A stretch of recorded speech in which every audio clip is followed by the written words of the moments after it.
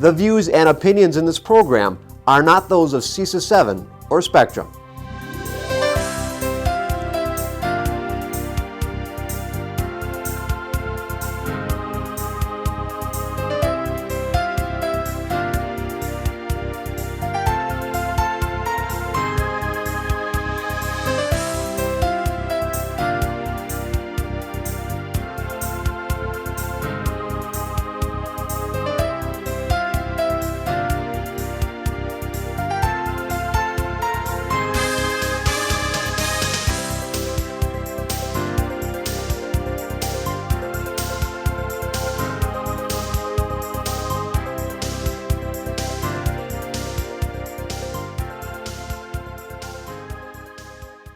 We're going to reconvene into open session. Kenzie, do we need to do another roll call? No, we're still in the, we will do that in the next meeting. So the next on our agenda is A, employment of staff. Would someone like to read the motion, please? I move that the employment of staff as presented be approved. Second. Discussion, questions? Kinsey? Online voting is now open.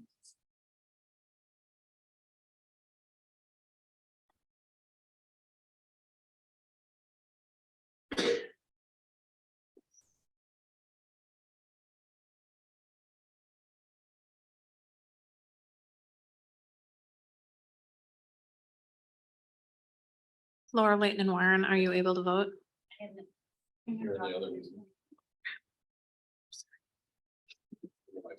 Sorry. Duly recorded.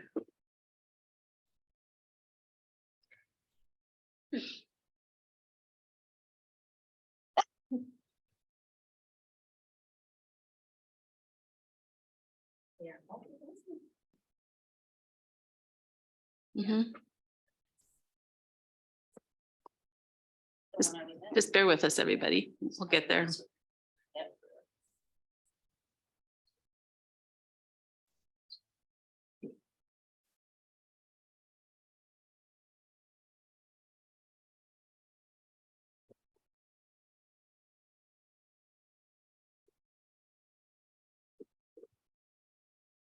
All votes have been entered and the motion is carried with all board members voting in favor. Thank you, Kenzie. Next is B, resignation of staff. Would someone please read the motion? I move that the resignation of staff as presented be approved. Second. Discussion or questions? Kinsey? Online voting is now open.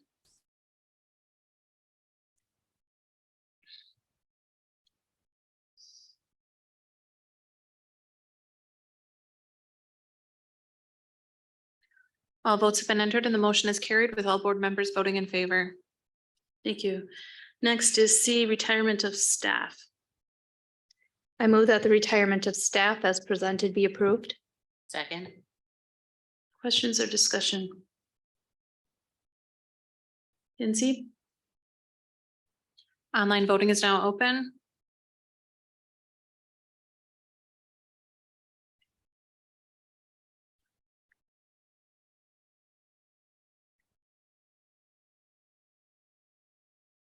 All votes have been entered and the motion is carried with all board members voting in favor. Thank you. D, transfer of staff. I move that the transfer of staff as presented be approved. Second. Questions or discussion? Kinsey? Online voting is now open.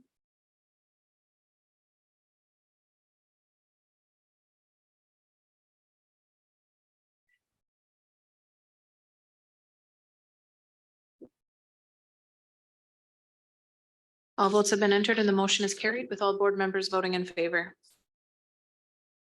Okay, so next on our agenda is a rather special agenda item. And it is our new superintendent contract, which we are voting on tonight to finalize it. joining us is Dr. Claude Tiller. I was wondering, Dr. Tiller, are you there? Yes, I am. I'm Okay. also here with my wife as well. All right, we got a little, Dr. Tiller, we have a little bit of business here, and then if you have anything you'd like to say, so just bear with us while we do this, okay? Okay. Does someone like to read the motion? Fran, I move that Dr. Claude Tiller Jr. be offered a contract to serve as the next superintendent of the Green Bay Area Public School District. Second. any discussion? Please don't have any discussion. Do we need to suspend to have the speaker? I don't know. I'm sorry. No? No. Okay. Questions? Okay. Kinsey,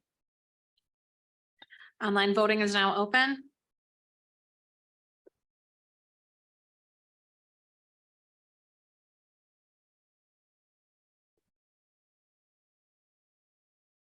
All votes have been entered and the motion is carried with all board members voting in favor.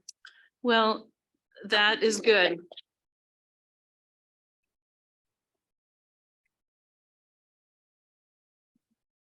Dr. Tiller, I now invite you to offer anything you'd like to say to all of us who are anxiously awaiting your arrival.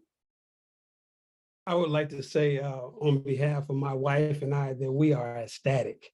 And we can't wait to join the Green Bay family. And I also want to publicly say and give flowers to Vicky that's sitting right next to you. She has been just dynamite. We have talked almost every day, if not every other day. So she has answered all questions. So I want to thank you publicly, Vicky, and say kudos to you. And I just can't wait to become a part of the Green Bay family officially, my wife and I.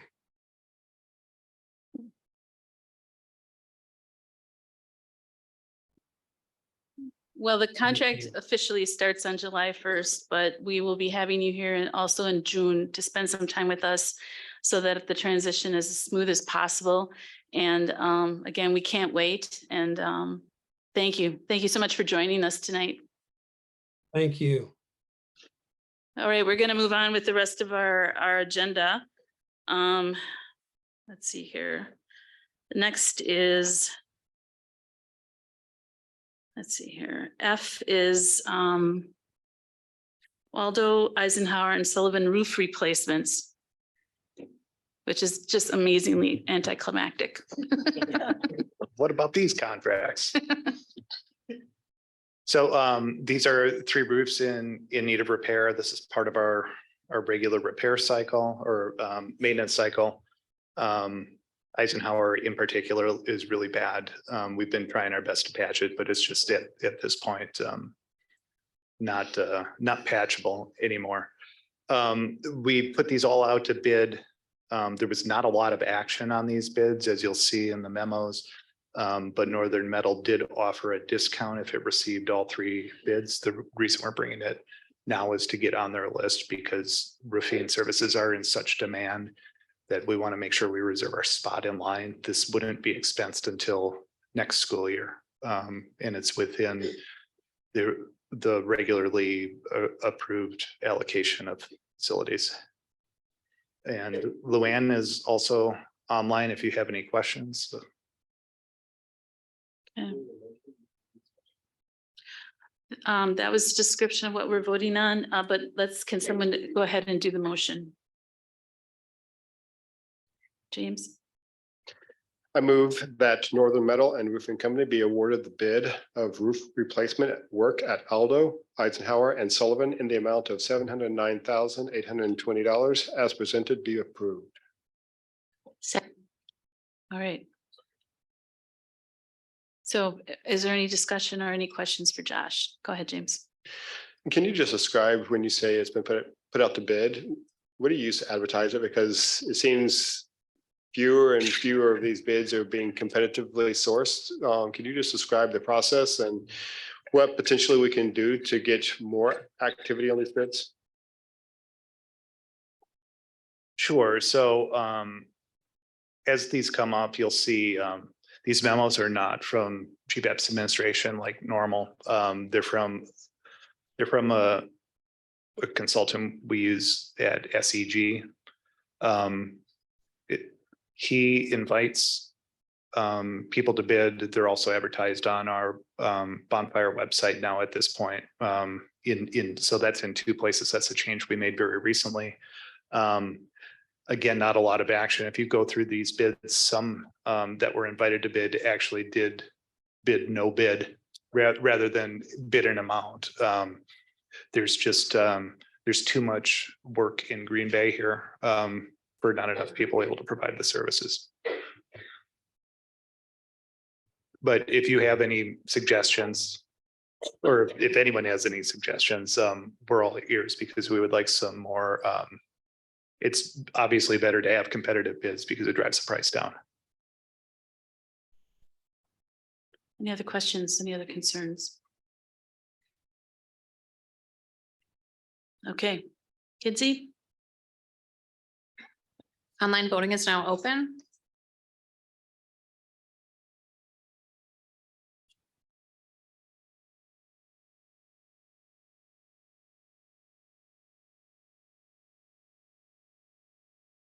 All votes have been entered and the motion is carried with all board members voting in favor. thank you. Next on the agenda is G Fabric Network purchase.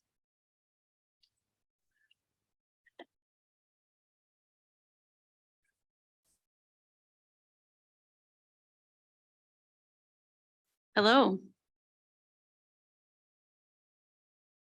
Can you guys introduce yourselves, please? So I am Amy Sturks. I'm the Executive Director of Technology. It's good to see you.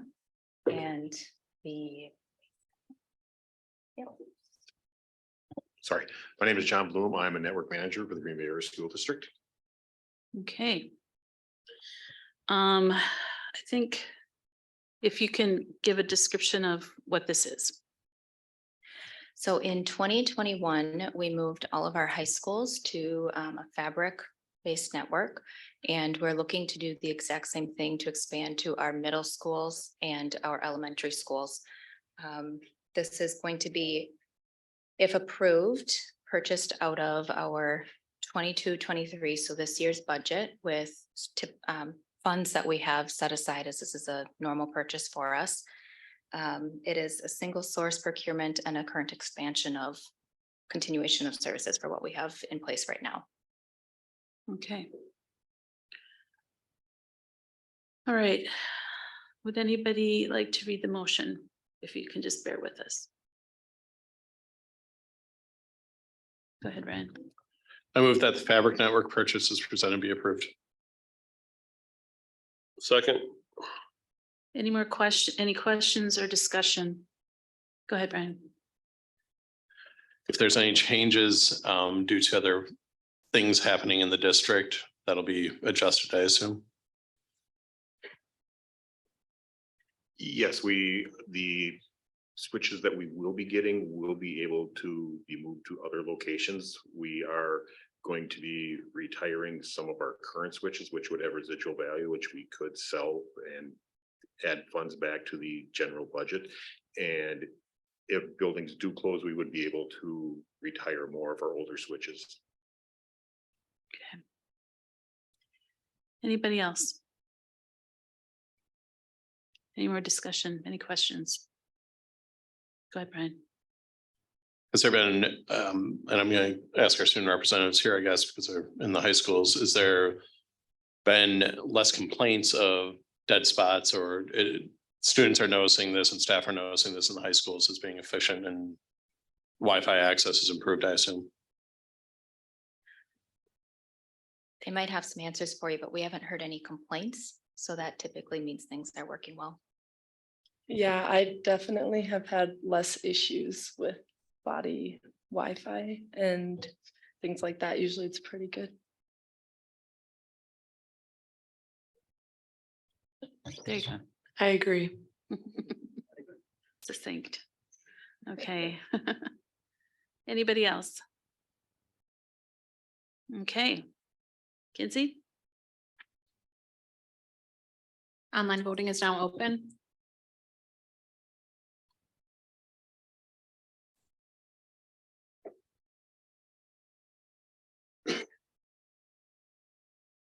All votes have been entered and the motion is carried with all board members voting in favor. Very good. Thank you very much. Okay, that completes the agenda for our special board meeting. I would entertain a motion to adjourn. So moved. Second. Okay, all in favor? Opposed? Okay, we're adjourned. We'll be rolling right into our next meeting.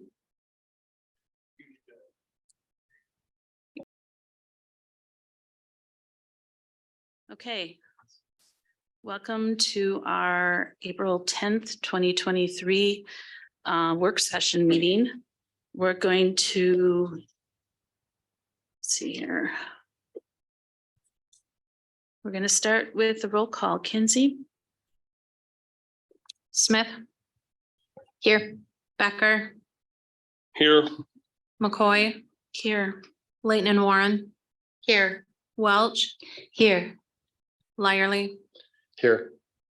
Mills. Here. Okay. Everyone's counted for. Joining us at the table tonight is our newest board member who is not official yet, but will be shortly when she's sworn in. Lynn Gerlach, welcome.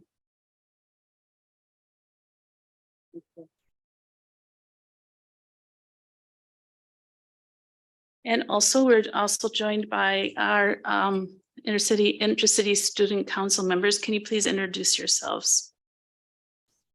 Good evening. My name's Macy Saha. I'm a senior at Preble and I'm the president of ICSC.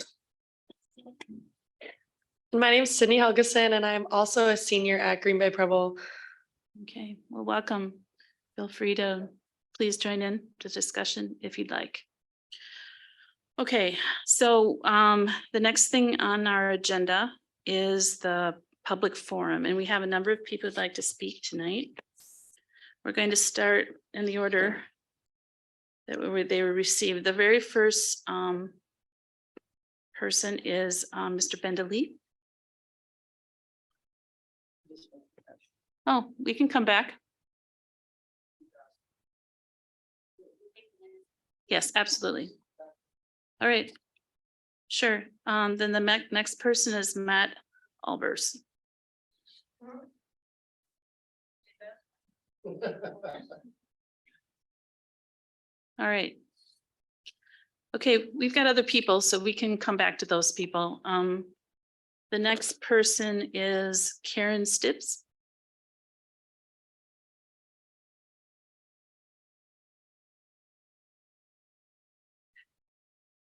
I prefer not to stand for obvious reasons. Can you Okay. can you Oh, pull okay. that? Yeah, that. All right, that's good. Thank Yeah, you. we can hear you. Okay. All right. You have 5 minutes, and will you please state your name and your address? All right, my name is Karen Stibbs. I live at 2690 Regina Street in Green Bay. And I am an employee of the Green Bay Schools for 38 plus years, a union member for 38 plus years, and also a member of the handbook committee that the district's been working with in both the large session and in the smaller session. And I'm just here this evening to voice my opinions about the proposal that you're all going to be seeing tonight with regard to the vacation schedules, the changes, and perhaps reductions to the vacation schedule for the hourly employees. I guess I'm having a hard time understanding that since the community task force just released last week the decision to choose option 12 to eliminate up to 12 educational areas or locations by combining or eliminating them altogether, that this wouldn't create an employee reduction on its own just by this happening. And also with the fact that the district hired a third-party company to come in just recently to evaluate the hourly employee job descriptions, wages, and anything else that would, anything else in the study, just to make sure that we are on trend and on the market with remaining competitive in the greater Green Bay area. So with these two things alone, I'm just really not, it's kind of a cart before the horse kind of approach, in my opinion, to start talking about benefits to hourly employees and perhaps reductions to employee benefits. That's all I have to say. Thank you. Great. Thank you, Karen.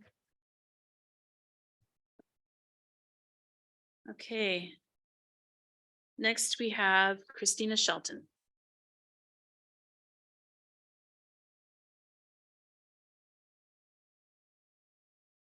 You have 5 minutes and state your name and address. Thank you. It's good to see you all. Hi, Christina Shelton, 1045 South Webster Avenue.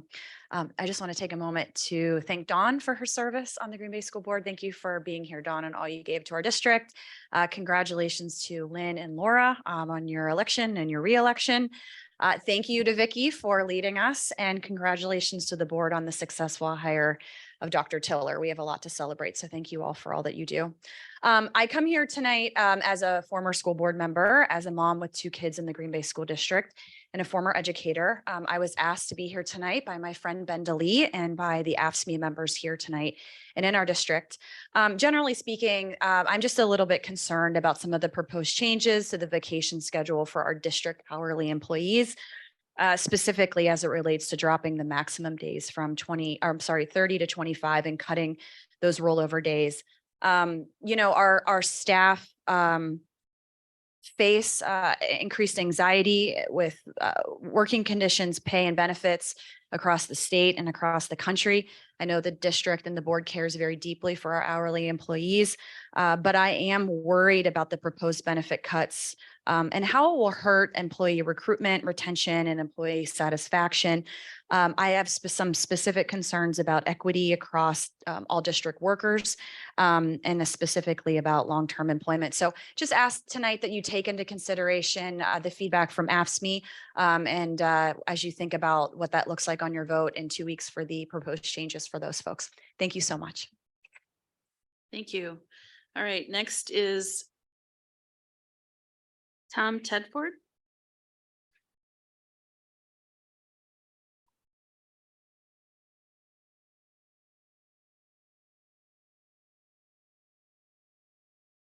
Welcome. Could you just state your name and your address, please? Tom Tedford, 3416 Church Road, Green Bay, Wisconsin. I'm here tonight because I am a retired 36-year veteran of the maintenance department here. I would only know Mr. Becker, Mrs. Warren, the rest of you board members I've never met, never had the pleasure to meet. I'm here tonight basically for talk on behalf of 3055, the employees that we represented.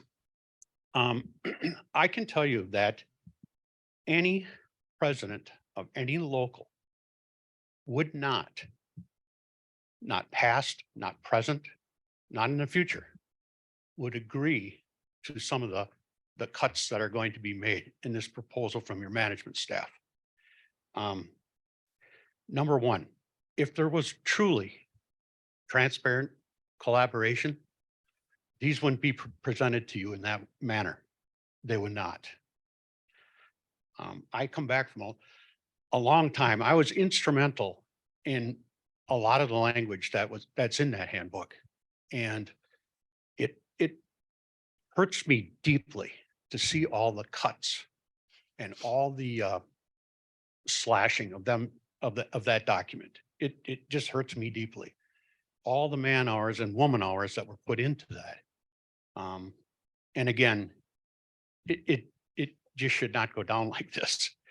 I've been retired for 9 years. I was the president of the local up to 2015. And when I left, I thought that handbook was pretty well put together. And at that time, I think there was pretty good collaboration between the representatives and the representatives here. But apparently that is not the case. Number one, the vacation cuts that are proposed, you can't draw a line in the sand and say, right here, at 20 years, we're going to change this. What about the guys that are and gals that are here for 19 and a half? They're going to be left behind. It's not fair. I think if anything that there needs to be more said about this and more work needs to be done. I'm asking the board at the very least, please table a lot of these proposals. There's some language about on snow days and early releases and stuff like that when inclement weather comes. One group is totally going to be told they got to go stay. I mean, their safety means nothing. All staff and students get to leave except for one certain group. What about their safety? So I'm just here to say that there are a lot of things that there's a lot of loose ends that need to be tied up, fixed. They're not correct. And I know for a fact, Mr. Becker knows what I'm talking about. We went through this. I went through this. Same discussion 9 years ago. Thank you for your time. Thank you very much. Okay, next is Matt Albers.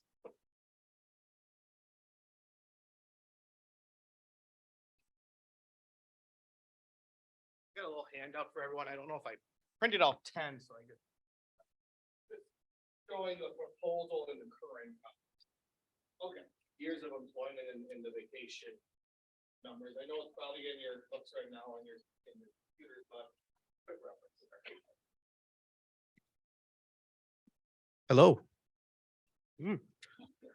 Oh, okay. Hello, my name is Matt Albers, 2701 Parkwood Drive. I've been employed here with the district for about 20 years now, and I am also the vice president of ASME Local 3055, which is the union for the support staff here at the district. I'm here to talk to you guys about my concern for the new policy being proposed concerning our vacation language. First of all, my initial thoughts is, why is this being brought up now? This is not a budgetary issue. With all of the district's upcoming budget issues, redistricting, closing of schools, and all that goes on with that, I am just really questioning, why are you going after the employees again? We as employees are aware of the district's upcoming struggles when it comes to its budgets and its declining enrollment.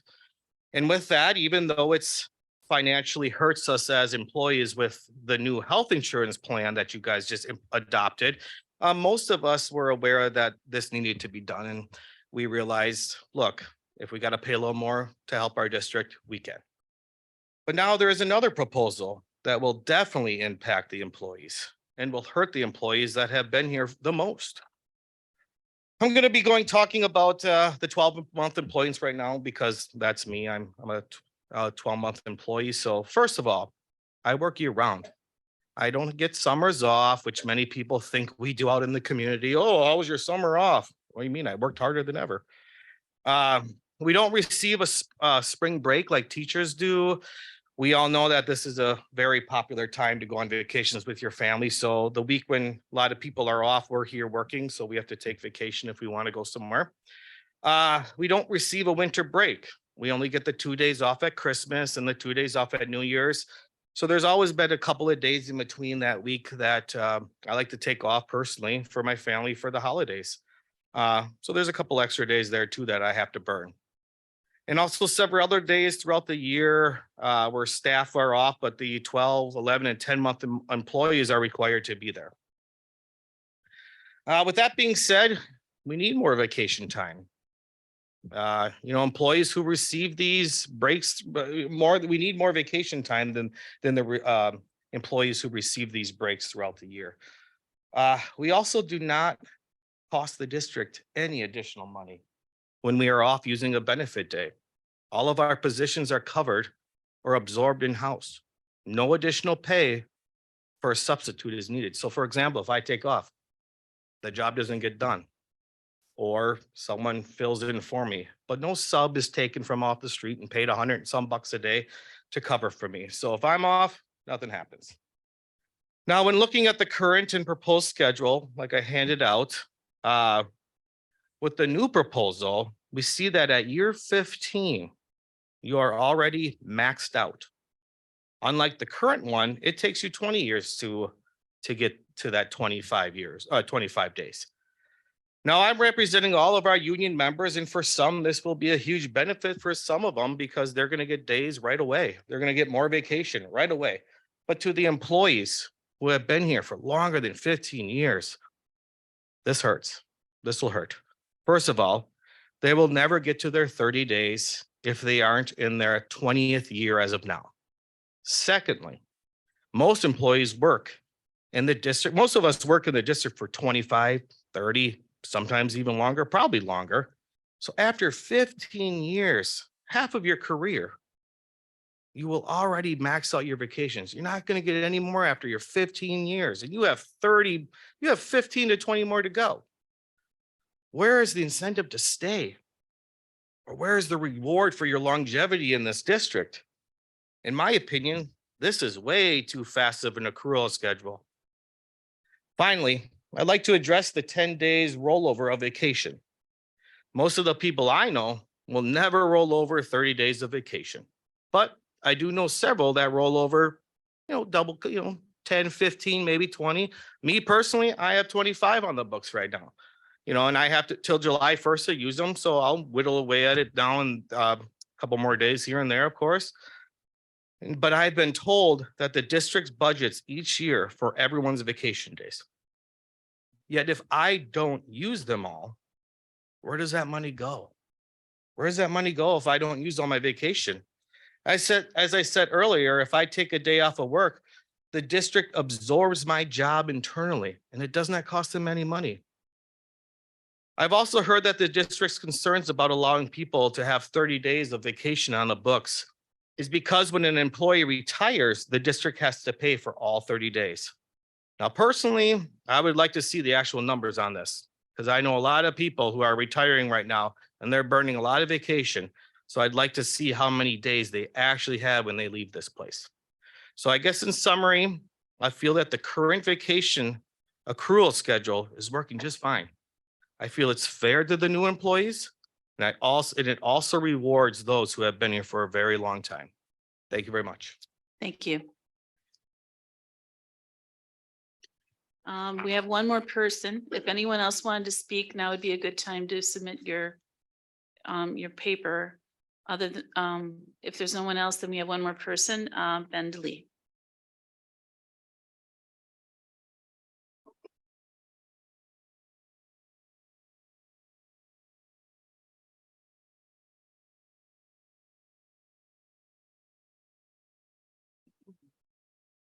Want to state your name, please, and your address. I'm Ben DeLee, 1707 Boland Road, Green Bay. I didn't get to print off what I was going to write about, so I had to put my whole laptop up. But I'm a father of 3 kids here in Green Bay. They all 3 go to chapel, but I'm not here to talk on that tonight. I'm the president for Local 3055 for APSD. We are dealing with a lot right now with everything that's changing. Between insurance, benefit changes, handbook changes, we're throwing a lot at our members right now. Matt covered a lot in his speech that I pretty much don't even need to touch on anymore. But I grew up in a very pro-labor family, a family that at a very young age, I was taught what benefits meant to an employee.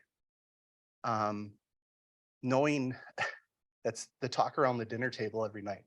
My dad worked at the paper mill for 44 years, was the president of their union, and then went on to be the state vice president of every union for AFL-CIO. So I grew up in it. It's important. The people here at the district value their benefits a lot. It was, it was a hard situation with the insurance, but it was something that we knew we had to collaboratively work on. A change needed to happen. I didn't feel that same return was happened with this. I was pitched what the change was going to be. I'm also part of the handbook committee, so I was involved with it. I spoke my piece quite frequently on it, but I felt like I was never heard. And tonight was the time that I wanted to get some of my members and myself out to talk about it. We hold these benefits very near to us. It's the reason why we have 25 and 30-year employees here at the district. Some of these people don't get that 30 days vacation until they're 25 years here. 25 years of service. And that's what we want to cut right now. We're more worried about a new employee coming in the door and incentivizing them, but cutting from the top. I don't think that's right. So Matt pretty much covered everything I had to talk about. But I've taken the time to send you all a letter involving my stance on it and issues I had. And I would like you to take in consideration on supporting us in not supporting this. Thank you. Thank you. Okay. That is our public forum, the end of our public forum. So we're going to move on to thank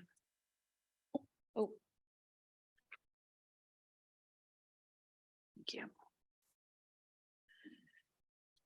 The next on the agenda is recognition.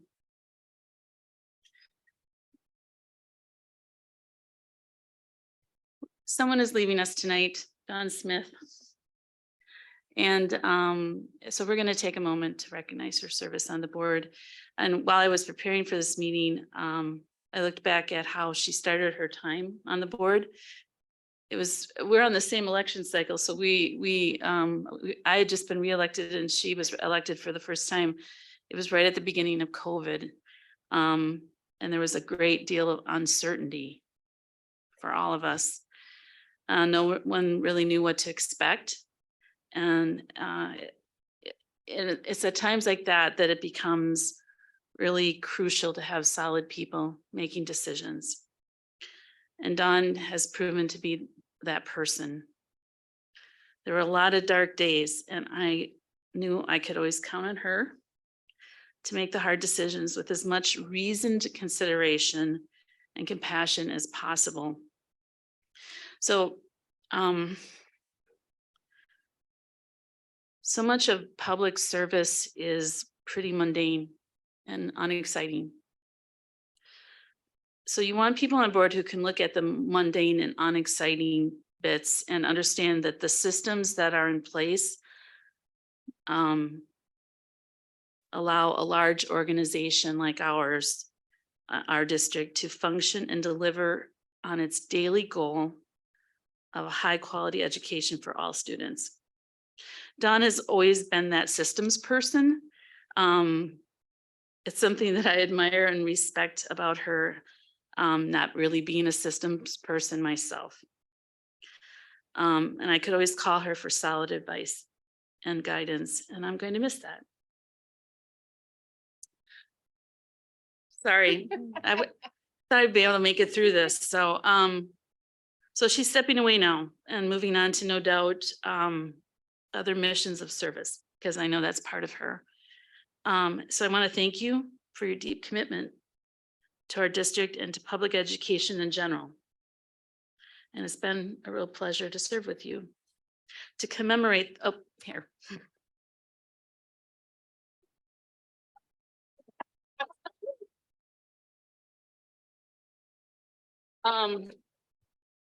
Let's see here, to commemorate that, we have a gift. And unfortunately, the gift hasn't arrived yet. Well, actually it did arrive, but it was damaged and had to be repaired. So it is coming like any moment now. But we do have a picture. Isn't that pretty? This is the artist is Joanna Galt. It's a watercolor colored pencil picture. And I'll just read the little description here. For this piece, I was a bit stumped for ideas at first, so I decided to go with something familiar.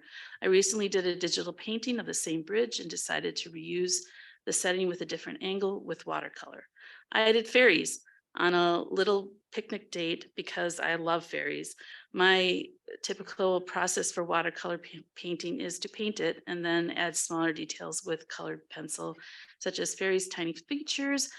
And I've been trying to I'm not sure what that word is, sorry, paint over the next few weeks. And for this painting, I used it for highlights and flowers. It turned out way better than I'd hoped. So that's, yeah, okay. That's her synopsis and her description of that painting. Do you know where she's a student? You know, Kinsey degree. Just curious. Lori Blakesley. Do you know where the student is? The lovely picture. Yes, it is quite beautiful. So again, if you all just join me in recognizing Dawn and her service to our district for the last 3 years.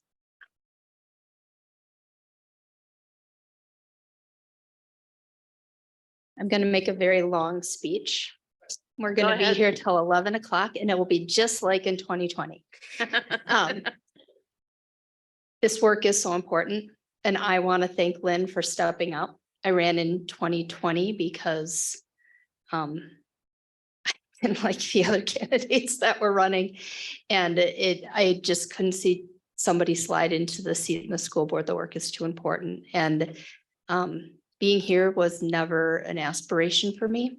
And I am so happy that Lynn stepped up and somebody that I felt would do a really good job stepped up. So I was able to step back, but it has been a huge learning and the work that all of you do is so important. And I'm really privileged that I was able to be a part of it. So thank you. Good luck. You all have some really, really hard work to do ahead of you. And I will be thinking of all of you.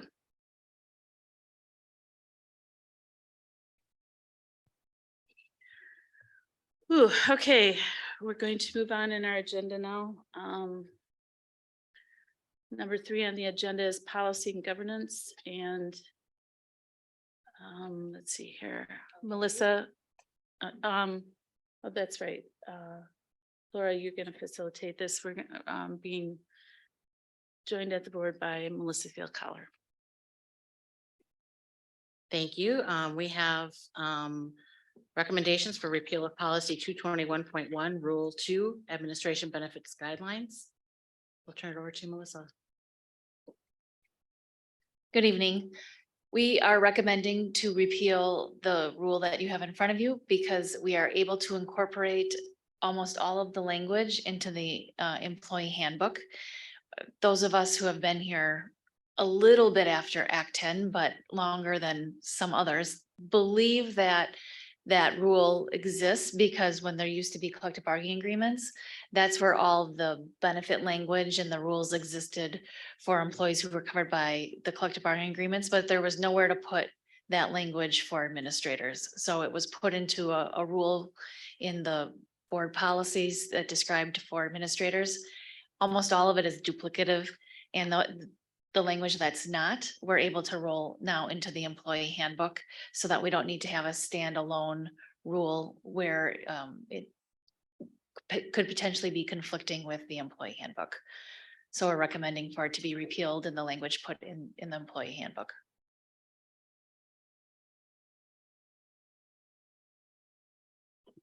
Are there any questions? Andrew? Do we have a policy that states that the employee handbook is governed by board decisions only? Yes, we do. I believe it is in the 500 series. If it's not in the 500s, in the 100 series.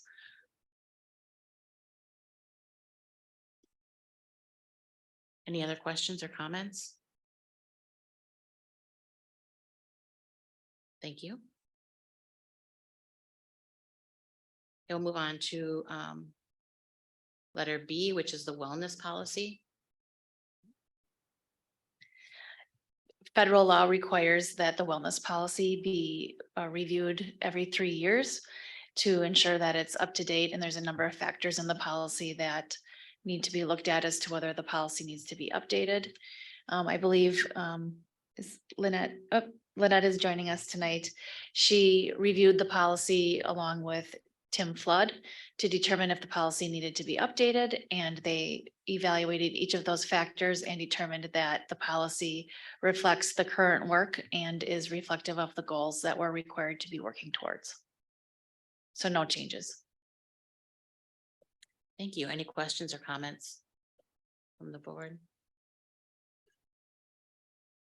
Thank you. You want to just stay there, Melissa? You want to just stay there? Budget. We're doing budget now. Yep. Oh, Yeah, come on up. Thanks. Lori Blakesley. Dr. Wiegand, if you're able to join. okay, we're moving on to, we don't have anything under education tonight. We're moving on to operations, and A is the budget update. And that's, will be facilitated by Don Smith. Oh, Dr. Wiegand. I think you have a slide. Okay. We wanted to take some time tonight in the work session to bring us back to a focus on the budget. We tried this update in September, and then regretfully, there was a different incident at the end of my presentation that took us off track. So we're going to try again tonight. The purpose of this information is to ground ourselves in an understanding of why we are in the spot we are financially.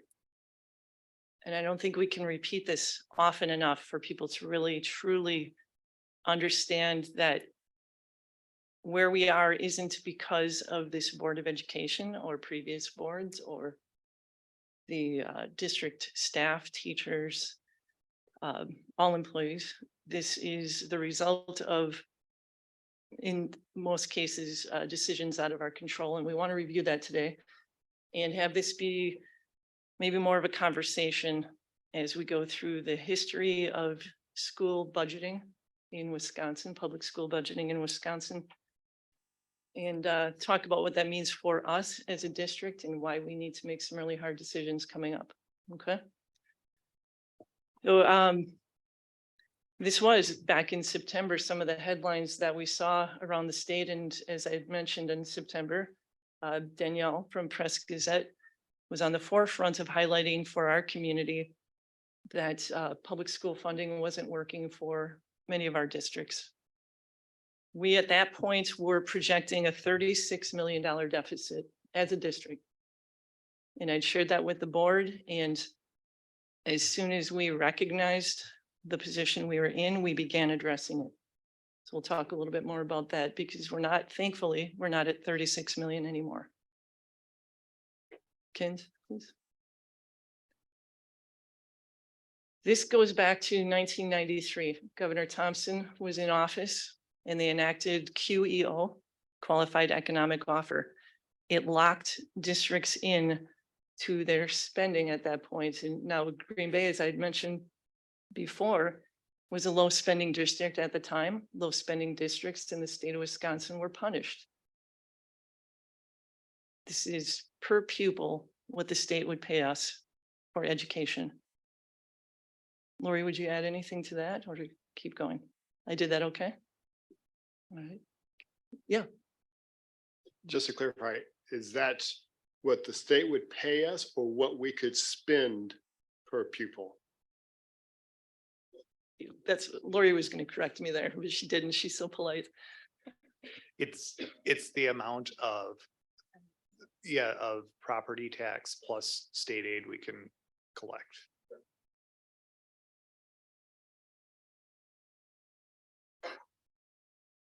We can go to the next one. No, oh, this one's good.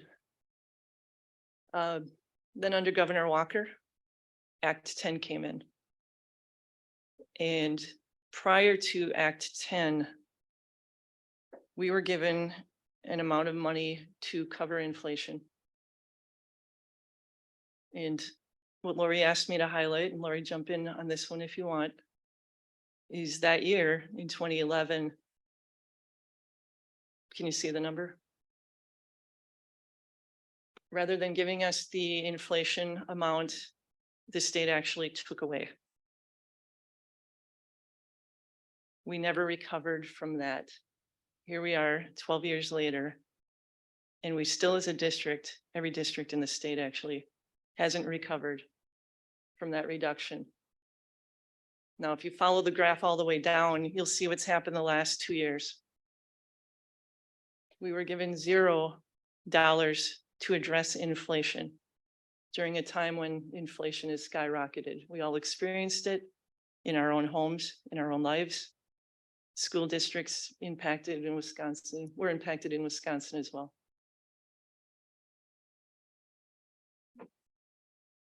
I'll just add quickly that Ruth Cunoff had a really good article that basically stated that with the governor's proposed budget would actually bring us back to 2011 spending. So by the state. So I mean, that kind of tells you the difference of kind of where we've gone. So just to restate that, if the governor got what he want in his current budget proposal, we'd only be at 2011. That's 12 years ago. Thank you. Do we know state spending on other areas, I'm assuming, have increased with that?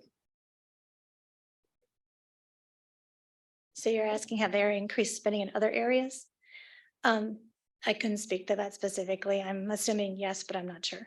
But I would say that what the legislature would argue is that public school or I should say K through 12 funding, because that includes any money spent for private schools as well, is the largest part of the state budgets of their general fund. So that's kind of the argument where they start, is that that's where the majority of the spending already is. So my understanding this year, as they look at the budget, they're going to look at the other areas. So like one understanding from our, when we were at the day at the Capitol was they right now didn't have anything on the calendar for the Joint Finance Committee to actually hear about education spending, because they're going to be looking at some of the other areas first.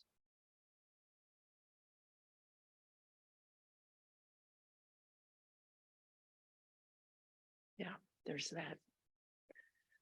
Here's a different way of looking at it. Public school funding hasn't kept up with the costs of inflation. Josh, did you put this one together? I did. Yeah, I did. This is just since 2018. So this doesn't go back to the huge drop in 2011. So even since 18, we've been let down a bit. And yeah, we're not immune from inflation, as you saw tonight on the roofing bit. That stuff creeps up everywhere.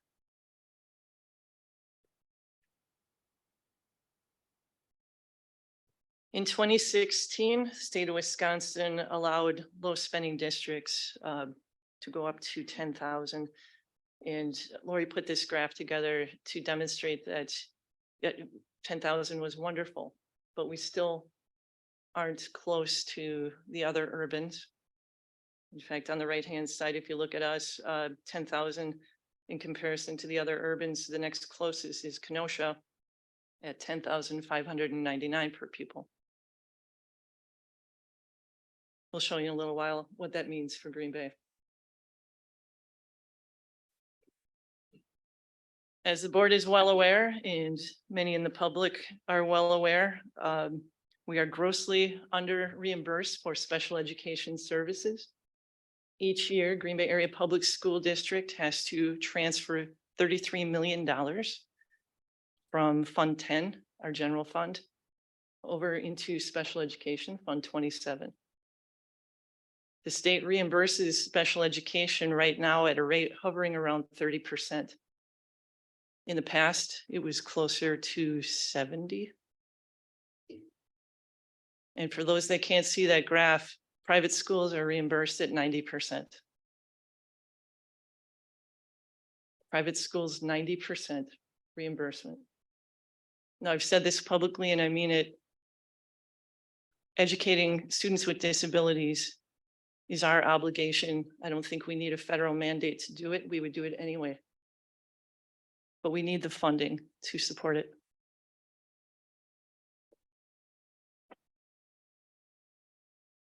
You good, Brian? Next slide. So in the last budget session, the state government was aware of all of the ESSER funds that would be coming in as COVID relief dollars to the districts. And so they had debated about what they wanted to provide for state funding. There had been some conversation around not really giving an increase, and then learned that by doing that, we would actually lose the federal funds because they needed to meet their maintenance of effort. So the decision then was to provide a little over $600 million into public education funding, or I should say into K-12 funding. Sorry, I keep saying that, K-12 funding. But because they did not raise the revenue limits, that meant that only 128 million, which had been a part of categorical aids, actually went to schools and classrooms. And the larger proportion of 557 million actually went to property tax relief. So that's part of that property tax credit. So so they're very aware that they gave us a 0.00 per pupil increase. And I know that they've talked about recognizing that when this happened, that they would have to come back in this next budget session because they realized that they created a cliff for school districts.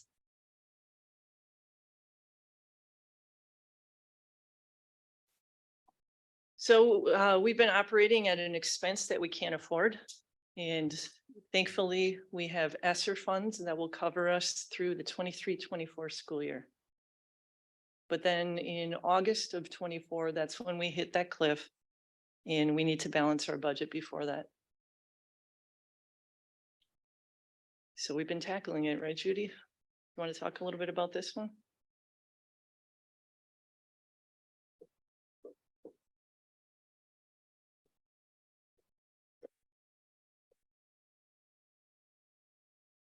Since the start of the school year, under Vicky's leadership, we have met as a district team to do a retreat with our building leaders.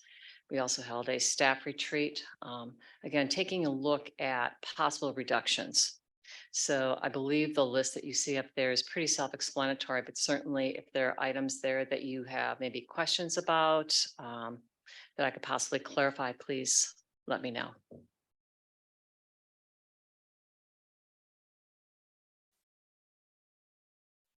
Yes.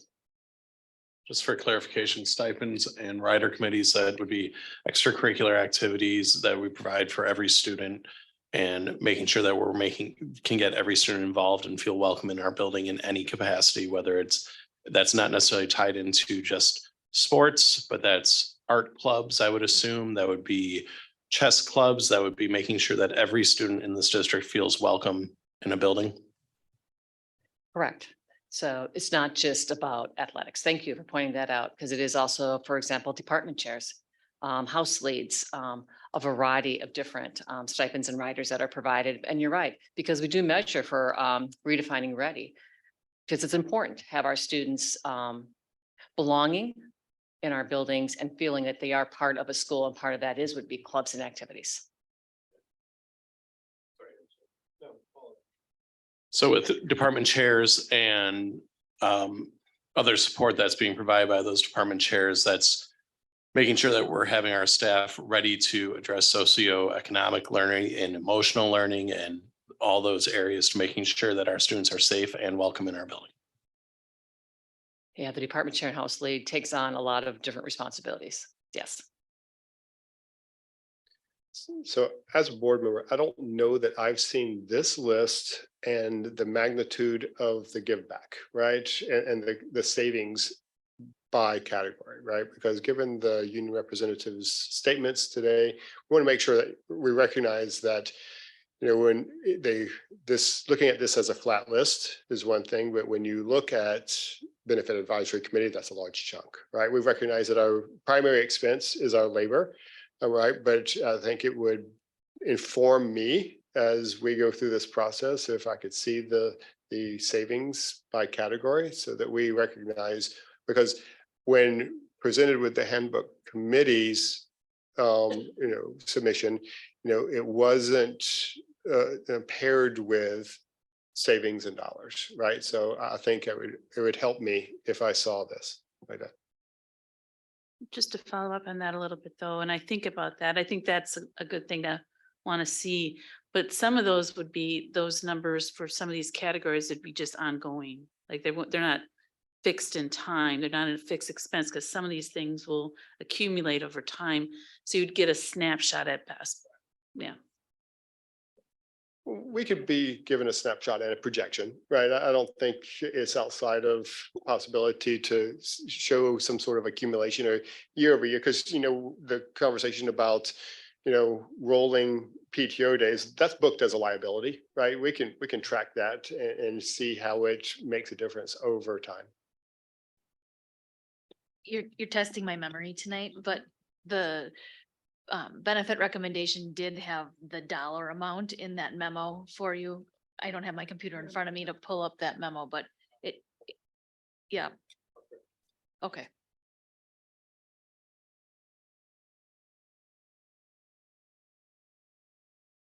And Kinsey? We also went to referendum successfully through the support of our community, the capital referendum to address delayed and deferred facilities projects. And then, as you're all well aware, the facilities master plan, which will come to the board in May. All of this together to address our budget situation. So I'm going to ask Josh to talk about our reality right now. Yeah, the reality is fairly uncertain. So we've got a number up there on the screen. That's a much lower number than the 36 million you saw. Was that at the beginning of this year or in the summer? There are a couple of reasons why that number has shrunk. First and foremost, I literally just checked. Compared to April 10th of last year, we're down about 110 employees overall. And as CFO Robley has said over and over again, the vast majority of our expenses in this district is salaries and benefits. Now that reduction was not the result of any layoffs. That was a result of normal staff movement, attrition, retirements, resignations, things like that. The second big thing is that the board approved those benefit changes. So we had been projecting an increase in the benefit costs, particularly for health. Instead, we got to project a small decrease that saved, I think, about $4 million overall in the deficit. Although the savings was only like $1 million over the current year, right? So the difference is, instead of an increase, we're seeing a decrease. So that's a $4 million swing. It would have been a $7 million increase if we would have done nothing. And I believe then by doing the changes we did, it was about a $4 million savings. Well, there we have it. So we had been projecting too optimistically. So $20 million, I want everyone to understand that this is really arranged. There are two big independent variables that are going to determine our deficit going forward. The first is we do not know yet what the state budget is going to allow us to raise in revenue. We had been, until last month, using a $100 per year increase over the next 2 years in our projections. In getting together with other business managers, DPI, other consultants, they've now advised throwing $350 per year in that model. It makes a big difference because that's cumulative. So that's an extra $250 per year than we were originally projecting. So in that second year, that's $500 extra dollars. You can do that math, 500 times 20 million, that's $10 million. So that can really swing either way. The second big variable here is we don't know what the salary increase will be for the next year, because board's waiting for the next budget, which a lot of boards are doing around the state, to make sure that we can afford the increase, unlike past years where we're dealing with maybe a 1 or 2% CPIU increase. CPIU has been certified at 8.01%. That would be by far, I think, the largest increase that certainly that the board has given out since I've been here, and I'm not sure the last time it went 8%. That's a pretty big number. So, I mean, there is a world where if we get that full 350 per year and the board freezes all salary increases over the next 2 years, I mean, we could be looking at $8 million. If we go the full 801 and we 8.01% and the state doesn't come through and we only get that extra $100 increase per year, we could be looking at $33 million. So that's how wide that varies. Even just a 4% increase, that's, you know, that represents $8-9 million for the district, and that's cumulative, right? So I want you to understand that we're dealing with a range, but we have made significant progress between the things that Dr. Wiegand highlighted on slide 10, along with the benefit changes and just the natural reduction of staffing as we tighten up and right size, which is continuing into the next year as well. Can I just jump in here a second? That range is shocking. And I can't listen to that kind of, the way you were talking about that range without just pointing out that this is like exhibit 1 of how much we are at the mercy of the whims of politicians. I mean, that all of this has to do with decisions that are out of our control. Yeah, and I'm gonna wreck that perfect segue. I'm sorry. I should have let you just do your next slide and then circled back. But yeah, when you think about the earlier slide that Vicky showed, right? We've not been getting these inflationary increases, yet we've been giving inflationary increases in salaries to our staff. Eventually, we're going to run out of the ability to do that without cutting elsewhere. I just want to clarify, and I understand your phrasing with it. The inflationary increases are cost of living adjustments, and it's nothing against the board. It's nothing against our employees with it. That's still a ramification coming down from Act 10. So cost of living adjustments are not necessarily, I'm saying this for anyone that's listening out there, are not raises. They're cost of living adjustments on there. And the state has still tied our hands on that. So when we look at, you know, the best case scenario and we're still $8 million short, the state still has, let's not build them a statue if we do get that $350 increase on it. So. Thank you, and I apologize for being too cavalier with my language there, but yes, you're correct on that. Boy, there's so much we can't control, so much beyond the scope of what we can do. That was a nice tee up, Josh. Thank you. I want to walk through the numbers on this slide. Because I think it's important. I'm going to go back to what I originally said. The reason we are in this position isn't because of decisions that the Board of Education has made or district office has made. It really comes down to decisions made in Madison. Let's start with the first one. Currently, we're reimbursed at about 30% for special education. I had mentioned that before. There was a time in Wisconsin when it was 66%. So we did the math. If we were reimbursed at 66%, like we had been in the past, that would be an additional $16.6 million this school year that the district would have.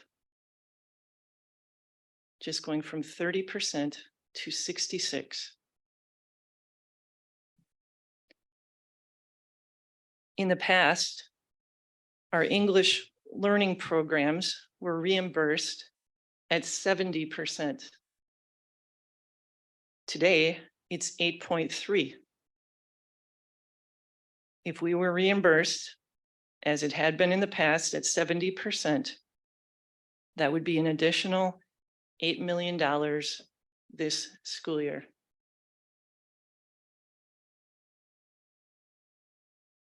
If our revenue limit per pupil it was adjusted for inflation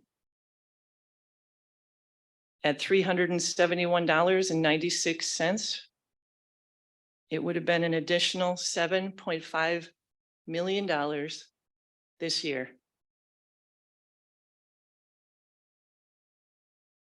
And lastly, I just wanted to compare us to Kenosha, who received $10,599 per student. We're about the same size. We get 10,000.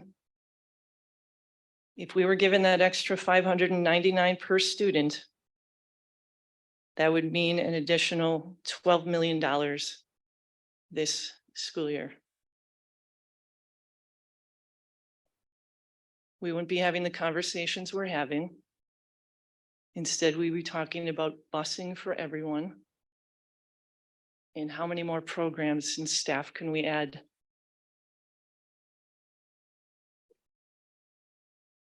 So I don't want to live in a fantasy world, but I think it's important that we all understand what the truth is and why we're in this spot. And that we should expect better. So what happens if we do nothing? Kinsey, if you could. We are in big trouble if we don't make the cuts that we need to make, if we don't address the facilities in the way that we need to. We are in trouble. Now, we can't rely on fund balance. Josh, can you speak to that a little? Sure. Our district does have a healthy fund balance. It's nothing extravagant. The dipping into fund balance has a couple of consequences. First, it's really just a one-time fix, right? So you can only cover for so long before you're out of fund balance. If you go into fund balance without planning on doing it, it's going to affect our credit rating. And finally, having the fund balance that we do have saves the district money long-term because it allows us to not borrow to beat payroll in the times of the year when the district's low on cash. So we get our payments from the state and local sources and federal sources at different intervals during the year. And there's certain times of the year where we just don't have a lot of money sitting around. So having that fund balance allows us to not take out a loan and pay interest just to make payroll. So going too low on fund balance, even if we do it intentionally, we need to be very, very, very careful and understand that it really doesn't fix anything long-term.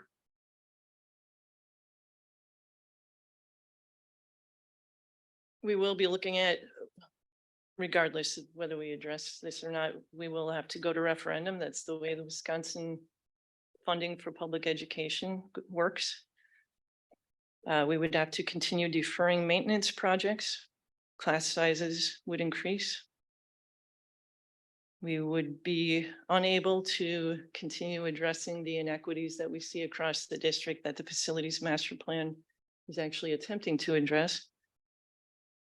We would have to reduce staff beyond attrition and reduce programming and class offerings. That's the reality. That's the reality if we do nothing. So last slide, please. Josh. Yep. So Vicky's been bringing up the facilities master planning process kind of throughout this presentation, and that really is the key to getting out of the hole that we're in. By making, I guess, smart use of our facilities utilization that allows us to lower costs. I mean, it's just a fact of the matter that it's cheaper to have fewer schools. In fact, the cheapest school we could run would probably be all of our kids on a single campus, and we bus them around on a monorail or whatever, right? Unfortunately, the committee did not actually propose that, but they are proposing some significant changes and some significant downsizing in our current facilities. They're also recommending some upsizing of some current facilities to make room for more kids. And what you'll see as we start to investigate that plan further is that we're talking millions of dollars annually per building.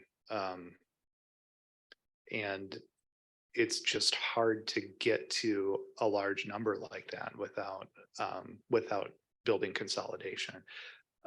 As part of that master plan, though, while we can use it as a strategy to address our ongoing operational costs, we can also use it as an opportunity to improve all of our facilities so that all of our kids have access to state-of-the-art facilities, so that all of our kids are going into a better situation from a facilities perspective than they're leaving behind.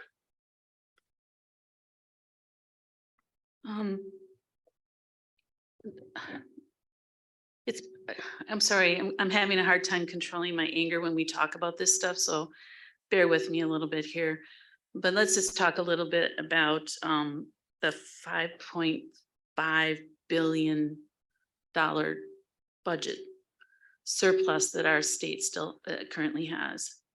I mean, that's a shocking amount of money, and the need for our public schools is deep.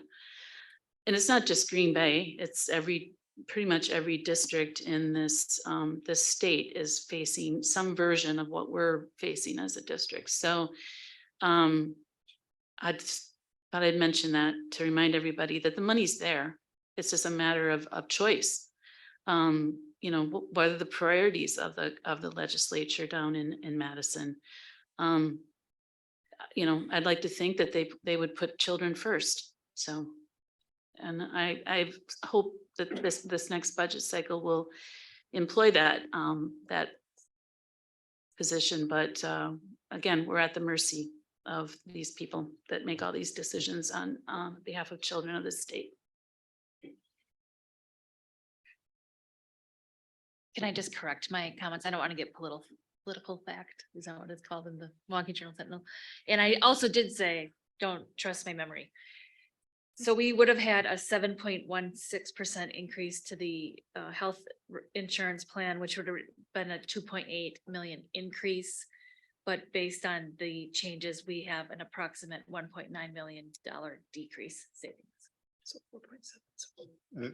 Thank you, but that wasn't the plan I was referring to, because I'd heard those numbers. It was the handbook changes as it related to the vacation days and everything that I don't think that was paired with any dollars, so I could evaluate the impact to budget. But my concern is whether it's nominal or if it's significant, right?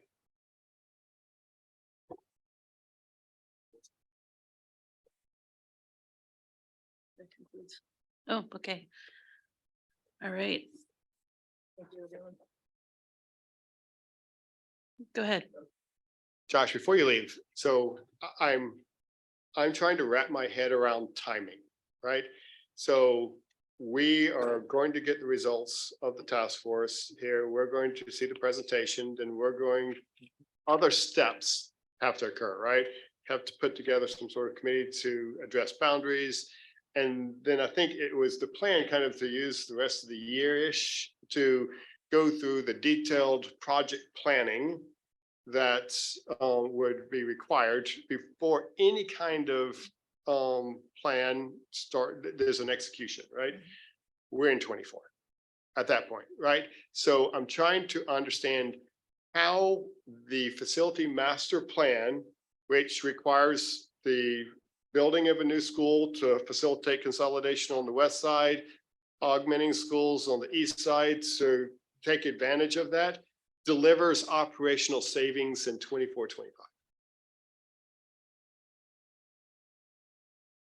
It's a really good question, James. Boy, we're getting a lot of feedback tonight. The timing would be, as you correctly point out, spend 23-24 with the planning year. That's something I think that we've committed to publicly to our community, and I would recommend we stick by our word on that. there are frankly elements of the proposal that the board will see in May that cannot be accomplished without a capital referendum. The timing of that referendum is something we'll need to work out if the board chooses to pursue those aspects of the recommendation. There are also elements of the recommendation that do not require a capital referendum. Those elements could be executed for the 24-25 school year. For example, not that I'm recommending this now, the proposed boundary changes at the high school level could be executed independent of a capital referendum. I get that. And I agree with you that there's some pieces and parts that we can move on. Unfortunately, I haven't been able to draw a relationship between those pieces and parts because you're not going to close the school, right? When you do that, you're going to level the enrollment at the 4 high schools, but the decision to maintain 4 high schools takes that off the table when it comes to real, true operational savings, right? There may be some, but the significant, savings I didn't see. So I see like 1 or 2 schools where there's the intent to close one and completely relocate the population into a pre-existing school. But I struggle with the true impact, or if the district has Plan B, right? It's somewhere that we need to start discussing as we look at that gap year. I think in the long run, you're right. It's going to come in and it's going to make it whole. But I'm concerned with 24-25 and funding operations at that point. 24-25, you will, again, a lot depends on which elements of the recommendation the board decides to pursue. But the plan as it stands now, even without a capital referendum, right, in 24-25, we could already be seeing multiple $1 million in operational savings from the master plan. I don't know if, I think you're taking this week to work with the committee on the nature of their presentation. I think that's an important question that I would like to have out of that presentation.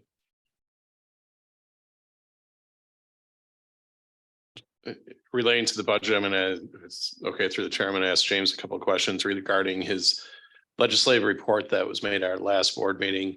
It's my understanding that the Joint Finance Committee did not have any listening sessions in Northeast Wisconsin. That's correct. It's also my understanding that the Wisconsin Association of School Boards had a lobby day in Madison to talk about to talk about school funding and the formula. That's correct.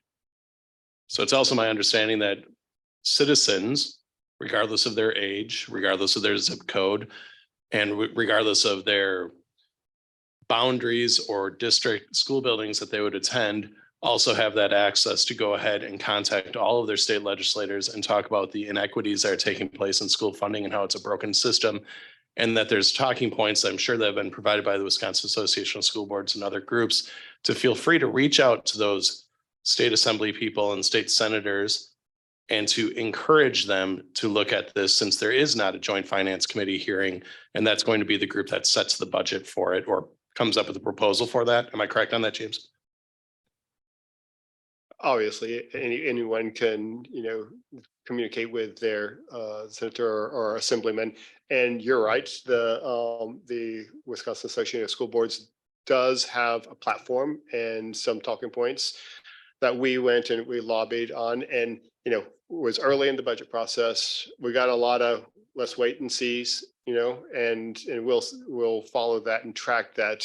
But any communication establishing the priority from the citizenry around school funding will support our effort. I'm currently going to Minocqua to do to show up in front of one of those meetings. It's not a convenient location, obviously. Just clarify, you're going to Minocqua. The media market, I'm assuming, in Minocqua is not significant. I'm going to assume that the population base in Minocqua in April is not going to be what it would be in Northeast Wisconsin between Sheboygan north to the UP. And the population base in Minocqua is not going to be that same amount. Seems like a peculiar place to hold it. I think we can, yes, I would agree with all of that. But if that's where they're gonna be, I'm planning on going, so. Are there any other questions for Josh or Vicky regarding the last agenda item? Okay, So I would just like to make a point that we're talking about a budget deficit that we have to manage over the next couple of years. What was not said tonight was that there is more competition than ever for teachers. When we're talking about recruiting and making sure that we retain talented teachers. So as we go through this budget process and recognize the impact on our number one expense in the district being labor, we have to be very careful that we have competing priorities. We can't not be competitive, but we also can't overspend, right? And recognize that that's not a position that anyone wants to be in. But we have to be clear, and that's the nature of the question. There's a lot riding on the facilities master plan, right? That is the largest saving potential that we see in the near future, and in executing that in a way where it delivers as much real value as possible is very important. yes, Brian. And just to clarify this, obviously pay benefits, and we are a people heavy industry with this. There's a shortage of educators. There's a shortage of staffing throughout. As our last bid for a roofing company, I'm assuming that they're short on labor as well. So all of our employee groups, obviously, we've got to be competitive and make sure that we can hire the best and keep the best throughout the groups. Educators are a significant part of this, but looking at our trained staff and our employees throughout. So I just wanted to add that. Okay. All right, I think we're gonna move on, but before we do that, we're gonna take a 10-minute comfort break.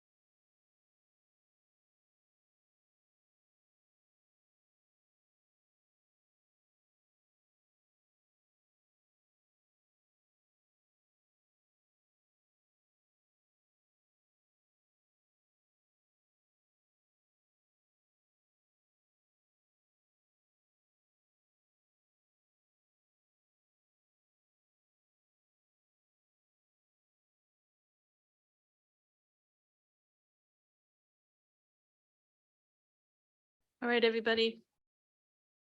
We're going to get back at it here. The next thing on our agenda is under operations is B, recommendation for revisions to employee handbook language regarding attendance and leaves. And that's going to be, we've got, hey Brent, hey David.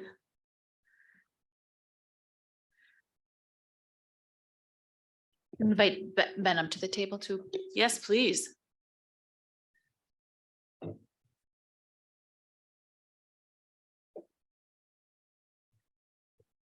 Okay, so there's been already some mentions of this topic tonight. There's quite a lot going on.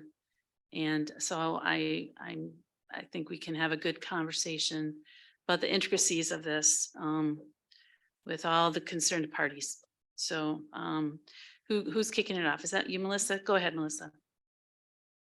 Thank you. And I keep looking back because I know there's members of the handbook committee here. So if they could just stand as well, just to be recognized for all of their work, please. Thank you. Thank you.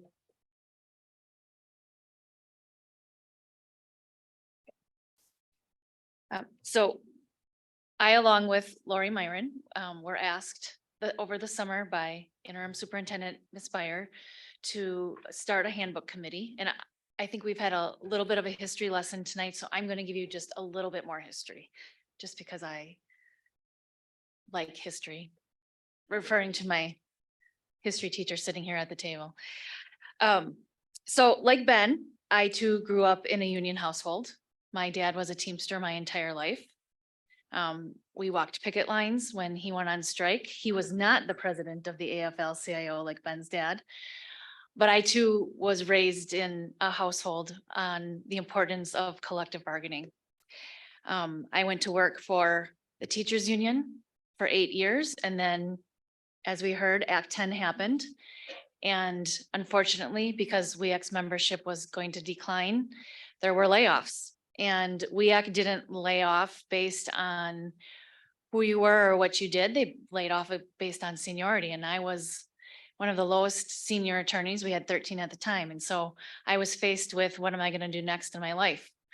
And I was able to transition to a different school district. And then Dr. Lingenfeld took a chance and hired me here in the district in January of 2013. And I think Mr. Elbers was on my and I was lucky and fortunate enough to come into this district, but I had to make a promise, and that promise was to my dad that I would stay true to those union principles and recognize the importance of every single person in the school district, because every single person who walks through our doors contributes to our students' learning. And our student achievement is what has guided this committee with respect to changes to the handbook. So along came Act 10, and this district did something that most school districts didn't do. In 2012, the support staff collective bargaining agreements were going to expire. I think they called them memorandum of understanding at the time. And then the chief human resources officer, Jean Marsh, sat down and, as Mr. Tedford described, worked collaboratively to get to employee handbooks. And in 2013, the same process was done with teachers. And David will tell you that those meetings were long, there were many, but they came to a good point of getting to a handbook that the board eventually approved. I am really proud to say that when Vicki asked us to look at the handbook 10 years later, because it really hadn't been touched. It was done, everyone breathed, I think took a big breath of relief after it was done. And we started working on other things because, again, at the end of the day, we're all here for kids. And so Vicki asked us to go back to that handbook because things had started to surface that needed to be looked at. You can't really put something on the shelf for 10 years and not go back and look at it again. So we started that process again, and there was transparency. There was collaboration. 43 people asked to be on the committee, and all 43 people were invited to be on that committee. And we started those meetings. And again, sometimes the way you envision how things are going to play out does not always work. And so we tried to write language and rewrite language with 43 people at the table. And honestly, it was painful. So we spared all of those 43 people numerous meetings, and you'll see in your memo we have had 25 meetings with various different groups over the language that we're bringing forward tonight. Luckily, we got to spend a lot of time with these three gentlemen and Karen in the back in the room in small group meetings, trying to hammer out that language.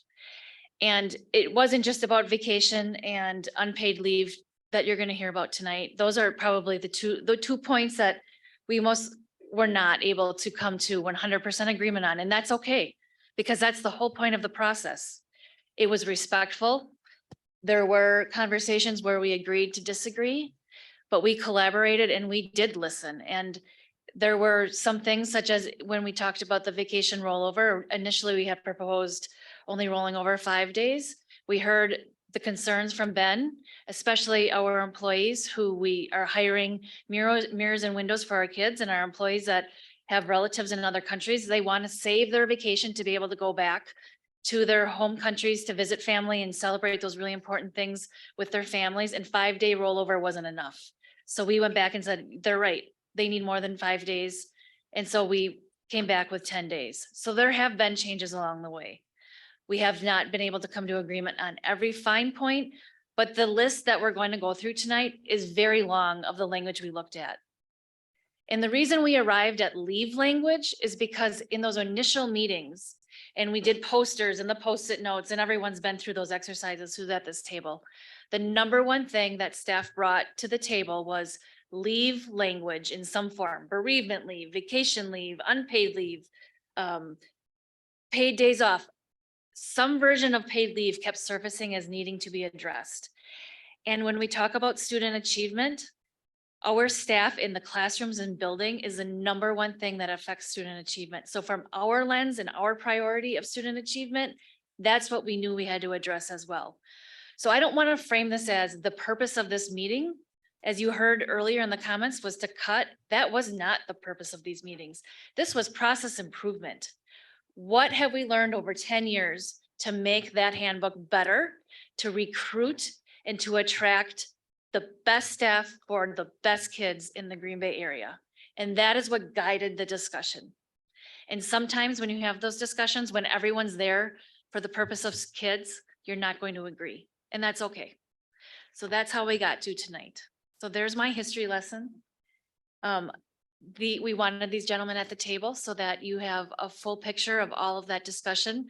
Lori is going to walk us through the highlights. I think you have the full language, you have a clean document, you have a compare document, you have a new document, you have our memo that has all those 25 meetings detailed, you have the process, you have the links to the notes. So you have everything, and the public has it all too, because it's all uploaded in board docs. So when we talk transparency, we're really proud of our transparency, and we're really proud of this process. So I'm gonna, if they want to add anything before Lori gets into her review, I'll let them talk. Go ahead, David. You know you want to. Hopefully I pressed the right button. So we have, over the last, what is now, you can do the math quickly, 10, 11 years, worked really hard to make sure that we work collaboratively with the district, and we've had very open conversations. We've had difficult conversations, and we agree with the process and the feelings the district has about the process. And to add a piece though too, this has been about budget as well. And we come to the table with that in mind. That cannot be ignored. And we understand the circumstances that we are in, but that was a consideration of this as well. And we need to point that out as well. So I'm sorry I didn't print out a copy of this because we had a different meeting we were running for the last couple of hours. So overall, again, we appreciate this board's commitment to the process. We appreciate Lori and Melissa's commitment to this process. I tell our members, and Brent does as well all the time, that this work is not easy, and we do our advocacy and our arguing as much as possible behind the scenes, because at the end of the day, we are about improving this district and moving this district forward. And that's always been our intent. So That's all I have to say about that.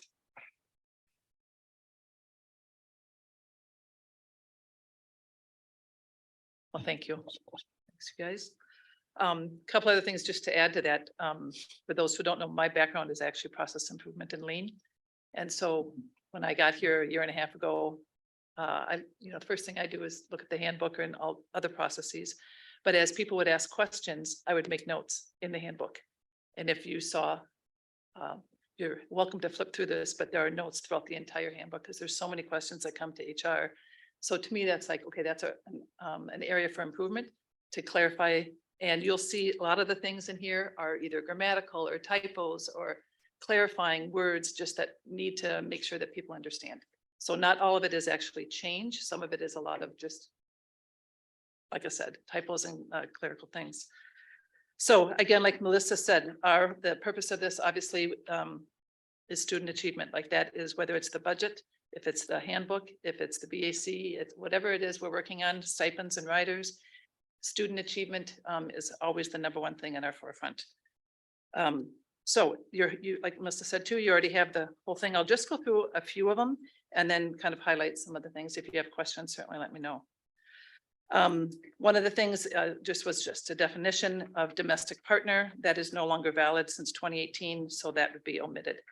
So that hasn't been in existence in the state of Wisconsin for a long time. So that would just update that language that pertains to that. The next one is really the leaves. So non-paid leaves of absence, what we're going to, in our frontline system, we're going to add a couple of different categories. I would recommend to add a couple of categories. One would be non-paid for medical, non-paid medical self would be one, non-paid medical family, and then non-paid medical personal. And then the other thing, actually the fourth one is really, we would like to have a separate section in frontline for IPP, which is our self-funded income protection short-term disability plan, so that we can have better tracking on all of those areas. So for data collection, we do have data on the amount of leave that people take. And I believe that's been shared out as well. So that would be one part, is just to have these different buckets kind of broken out. So the non-paid personal is probably the one of biggest discussion. We looked at, like Melissa said too, we know that student achievement there's a direct correlation with, and I actually can read just a quote. It says the relationship between the student attendance and their student achievement is a direct correlation to teacher attendance, effectiveness, and the strongest school-related determination of student success. So we know there's a correlation with that. We looked at the former CBA language, which said at the time, should have brought little cheaters. Non-paid leave for longer than 2 continuous workdays would be approved only once in a 5-year period for any individual employee, and may not be used to extend summer recess, but no less than 3 consecutive non-paid days may be requested in order to receive this leave. So we use this as our base. And then what the recommendation would be is that 3 non-paid personal days, again, this is not medical for self or family, this is personal for the employee, that it would be 3 days every 5 years. We also have in here that it would not be to be able to be added on to a calendar break. So, and also not the first 10 days of the school year, nor the last 10 days. There was here, it just said the to extend summer recess, which would obviously be the last 10 days or the first 10, just like that too. We know that currently when you asked about the cost, so the cost that we have so far, and we still have 2 months to go, is just shy under $2 million for sub costs right now. Now, granted, just so that's not misconstrued, that's not for just unpaid personal leave, right? That would be for all types of leave. But we do know that we have a sizable amount of unpaid personal leave currently. The other thing that does is the unpaid leave, it adds to staff burnout for those who are staying. We looked at some nationwide data, and it was interesting. It said The average teacher is out 9.4 days, and in Green Bay, ours is 10.7, again, as of to date, not including the next 2 months.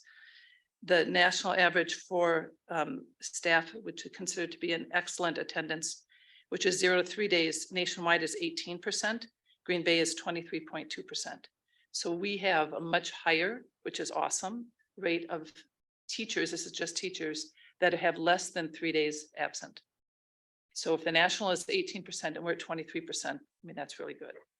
So on the flip side, chronic over 17 days, we aren't looking quite as strong. But my point on that is that the people, the 23% who are working hard all the time, they are burning out from covering some for the others. The other thing that unpaid time does is it benefits those who are fiscally able to be off, and not everybody might be in that same position. Any questions on that? Yeah. I feel that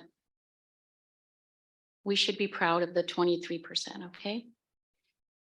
The other percent, that needs to be addressed somehow without hurting everybody else. You know, this all of a sudden now you're the 23%, and then next year or 2 years from now, you have 2 things in your life that you need to go to. You know, how can we tell somebody they can't do something so special? So to clarify a little bit on that, so everybody always gets 2 personal days per year. They can also carry over those 2 personal days, so they would have 4. And if they have 3, so they can actually take 7 days. So if they wanted to take it on an event, and that's every 5 years. Sometimes we have to say no to some things, right? Also, and that's life also, right? So to because our purpose is student achievement, and we know that teachers important to be in the class. Yes, and I also think that curriculum is very important for achievement, and we haven't been able to address that yet either. I'm really concerned about this because we want to have the best teachers. We want to have the best custodians, secretaries, all these people. We have to make it a priority. And I don't think that, you know, cutting and slashing away at these things is going to help very much at all. Okay, we don't feel like we're cutting or slashing, so maybe I guess I interpret that differently, because we're doing pretty much exactly what was in the collective bargaining agreement before, which was the 3 days every 5 years. And I don't know how long, David would have to speak to that, how long that was in existence. The reason, at least the history that I heard, is that the reason they stopped doing it is because it was really difficult to track. And we are looking at a different HRIS system, which will be a different conversation someday. I think there's 2 comments on this. One of them, and I'm going to ask Mr. Harswick to kind of respond with that as well, having the institutional knowledge there. Recognizing that in past, when we've looked at changes like this, we've worked with groups to make sure that those that outreach is taking place. I'm talking about our change in benefits as far as prescriptions, with health insurance benefits. Just it's been the tradition of this district to make sure that that education part is taking place. I would like to know, and Mr. Harswick, I'll let you respond to the other part too, if you would like. Has there been outreach made to staff to see that they're aware of those numbers, both within our teaching staff and then our facilities and support staff on there?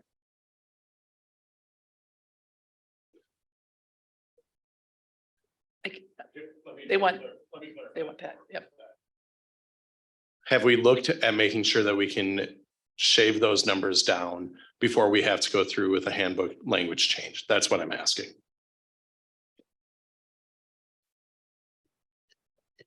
So here's the issue. There's no limit right now in the handbook. There's no criteria right now in the handbook. And so our conversations are dominated with how do you be equitable, transparent, and not subjective, and be objective in your approval and your non-approval of these days. And given that there is no handbook language, I don't think anyone sitting at this table, well, I don't want to speak for everyone, but definitely Lori and I don't want to be making those judgment calls as far as what you approve and what you don't approve. And so everything for the most part, has been approved. And I just want to clarify one thing. This really doesn't affect as much our trades and our hourly staff, because most of our hourly staff that are not school year employees are able to get, they have vacation and sick leave and that sort of thing. There is an impact on it, especially when we're looking at the unpaid leave. And I recognize that the number that you use for the sub system, it's tough to measure with that. But in unpaid leave, the staff is giving that pay back to it. So unless I'm completely misunderstanding something, and I can understand if we're looking at, they're not taking part of their insurance or whatever with that. That's not costing the district compared to the leave that we have budgeted. Yeah, I'm not sure we can put a cost that would be reflective of the student impact when we have staff that is out as much as they are. So if you wanted data, we have over like 342. So over 12% of our staff have taken non-paid personal leave in the last 4 years. 2 times. I'm sorry, I did not mean to. Sorry, have taken it 2 times in the last 4 years. So it's repetitive. So that is a concern. And I understand the points being brought up with student achievement on there, but the numbers we're looking at, and if we used one part of it, we were talking about the financial part of it, that's a concrete number. And I'm a teacher. I understand when there's absences with that, but an unpaid leave is not costing the district a significant amount on that. The student achievement part, I understand. That's why I brought up the question of making sure that we redirect and work on this as an opportunity to build on it. But the financial impact of there, if it's an unpaid leave, is minimal, if I'm correct. Again, I think there's the financial part would be a component, but I can't put a financial, not only on the student part, but also on the staff burnout recovering for others. We had somebody from the handbook committee who is an assistant principal and spoke to the fact of the concerns she has in her building for just that reason, and said she can't put a dollar value on that. So I can't put a dollar value on that part of it. I can tell you, I can give you data on how many people take it and how often. I can tell you how many people take it consistently and other things. Right now, the rule of thumb that we are doing based on Mr. Murley's and then Vicky validated this year, the guideline is that they have to ask HR, and which is me, and then they get up to 3 days, and we were doing that for unpaid time. We're tracking it, all those people. Are there people who want more than 4 days? Yes. Excuse me, more than 3 days in addition to their personal time?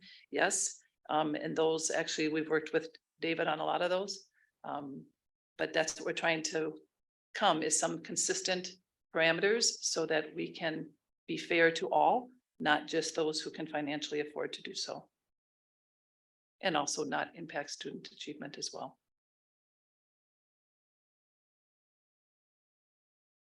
Go ahead.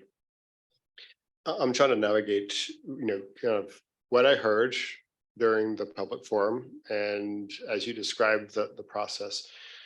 To the union representatives, this particular piece, right? A lot of changes, right? And it feels like there's a couple sticking points where there's disagreement, right? So I understand that making changes to a publication with 43 people is excruciating. And I understand why it was pulled back, why you made changes. So I'm trying to figure out the nature of the disagreement, right? Is it is some of the components that the presentation of the final work, right, that was to be presented, do we feel like committee and union all agree on the fact that it was well vetted, everyone got an opportunity at the end, right, to challenge, or were there 24 meetings where everything was done and then a presentation was made and here was the changes that was accumulated, and there may be, what I feel is that there's still concern that there's work left to do.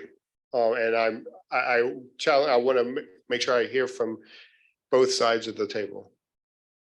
No one is suggesting Mr. Lyerly, that anything was done last minute or anything like that. We're not saying that at all. Our executive board in executive session had a number of opportunities to review language. We knew about the district's proposal about unpaid leave. So there's been no issue with anything behind the scenes, last minute, et cetera. I want to be clear about that. We have and I would need to be clear about this too. This is not collective bargaining. And to the district's credit, you have operated with us in good faith for over the last decade, whether it has been meet and confer meetings, whether we're talking about sitting down and actually what we can bargain over, a CPI increase, all of that, to the district's credit, and frankly ours too, has been done in good faith and done as equals, I would say, in that sense. We knew the district's position on this, and I will say that we recognize that there needs to be a guardrail. We too have been asking for clarification about this for over a year, and to get to Mr. Mills's question too. And to Superintendent Byer's credit, she made this piece happen because frankly, we were asking for meetings like we've been having under the previous superintendent, and they did not take place. It was not frankly until Vicky moved in this position that it did. So while we have gone through this, and I understand the district's position, we do not fundamentally agree with the remedy to the unpaid leave proposal.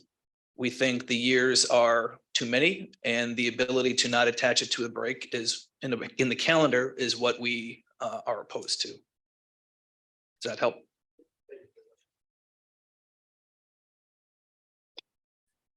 All right.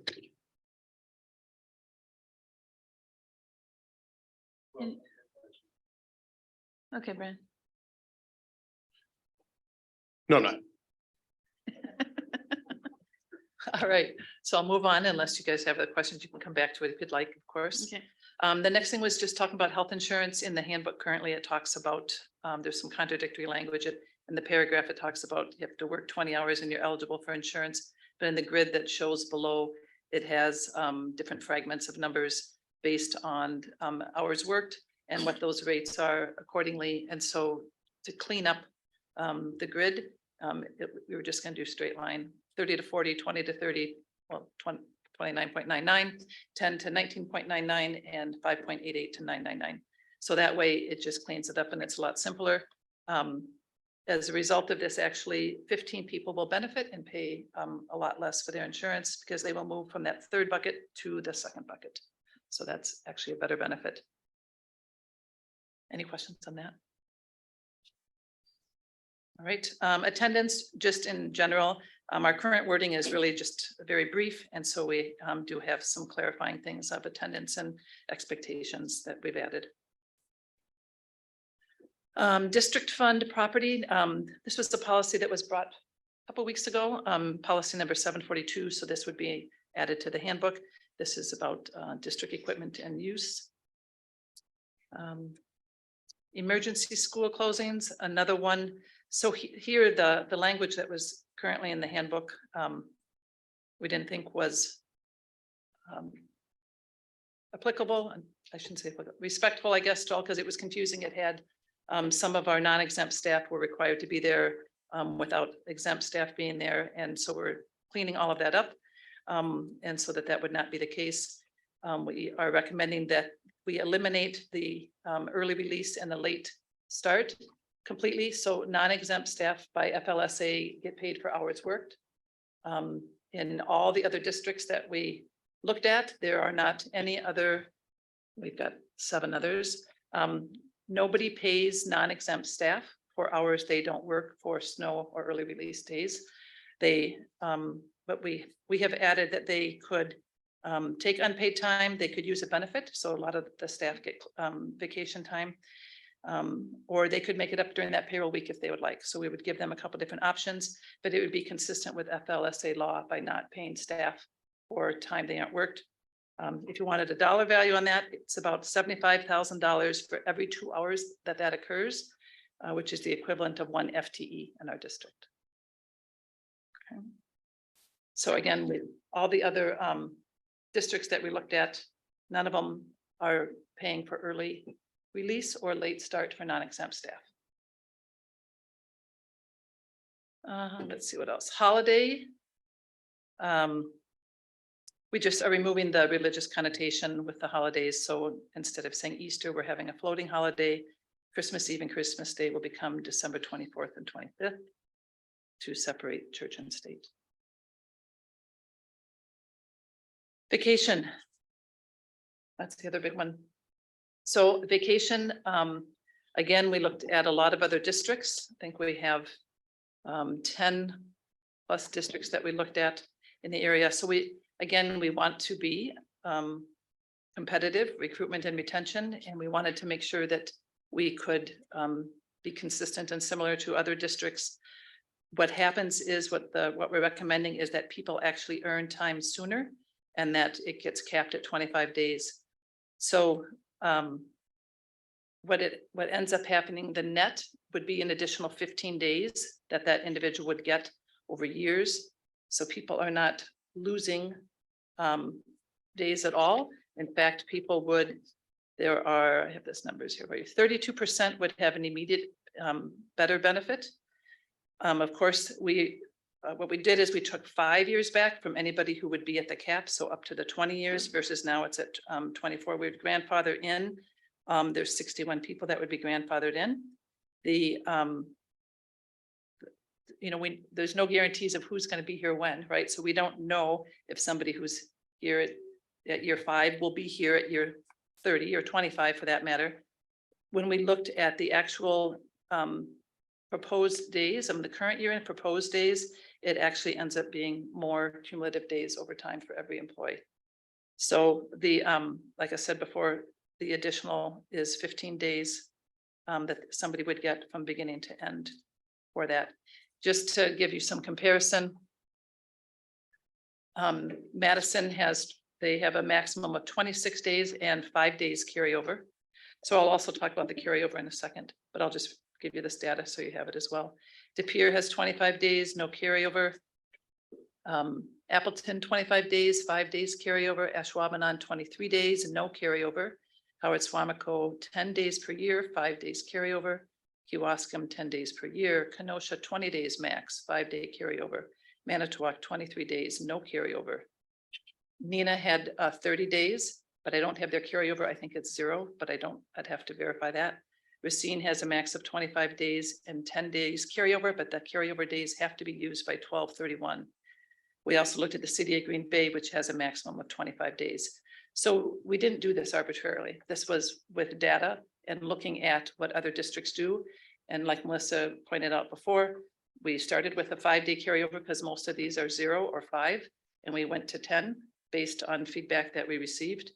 The other thing is that for the 10-day carryover, what that would be is if this would get approved, we would let staff know now, so they would have the entire next school year to use that time.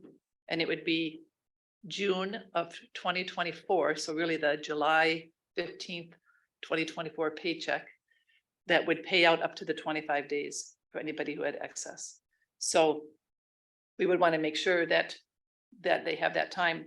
The other thing, this is actually to encourage a work-life balance, and also it decreases our overall liability for sure.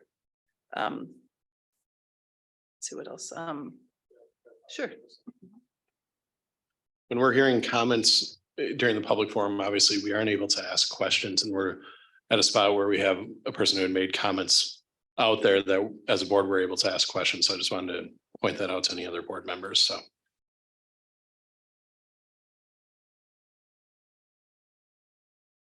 Andrew. Who's the chair? Who's the chair? Who's the chair of this portion of the meeting? Don? But Thank you. I think isn't the city of Green Bay 30 days? Doesn't the city of Green Bay have 30-day rollover? I don't have their rollover amount. I just have what they earn on that one. I'm not gonna spend a lot of time debating on it. I don't see I don't see what's gained here. I don't see anything here that's going to seriously, actually, at all help us out with the financial situation we're in here. We don't hire a sub when custodians are on leave. They cover for each other and other positions like this.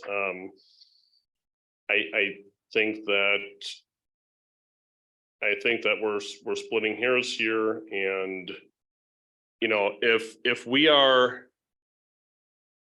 I mean, look at the budget presentation. We're not anytime soon going to be able to maybe be the best in the pay, and so I'm moving from addressing vacation, which is primarily for our hourly folks, now talking about the teachers.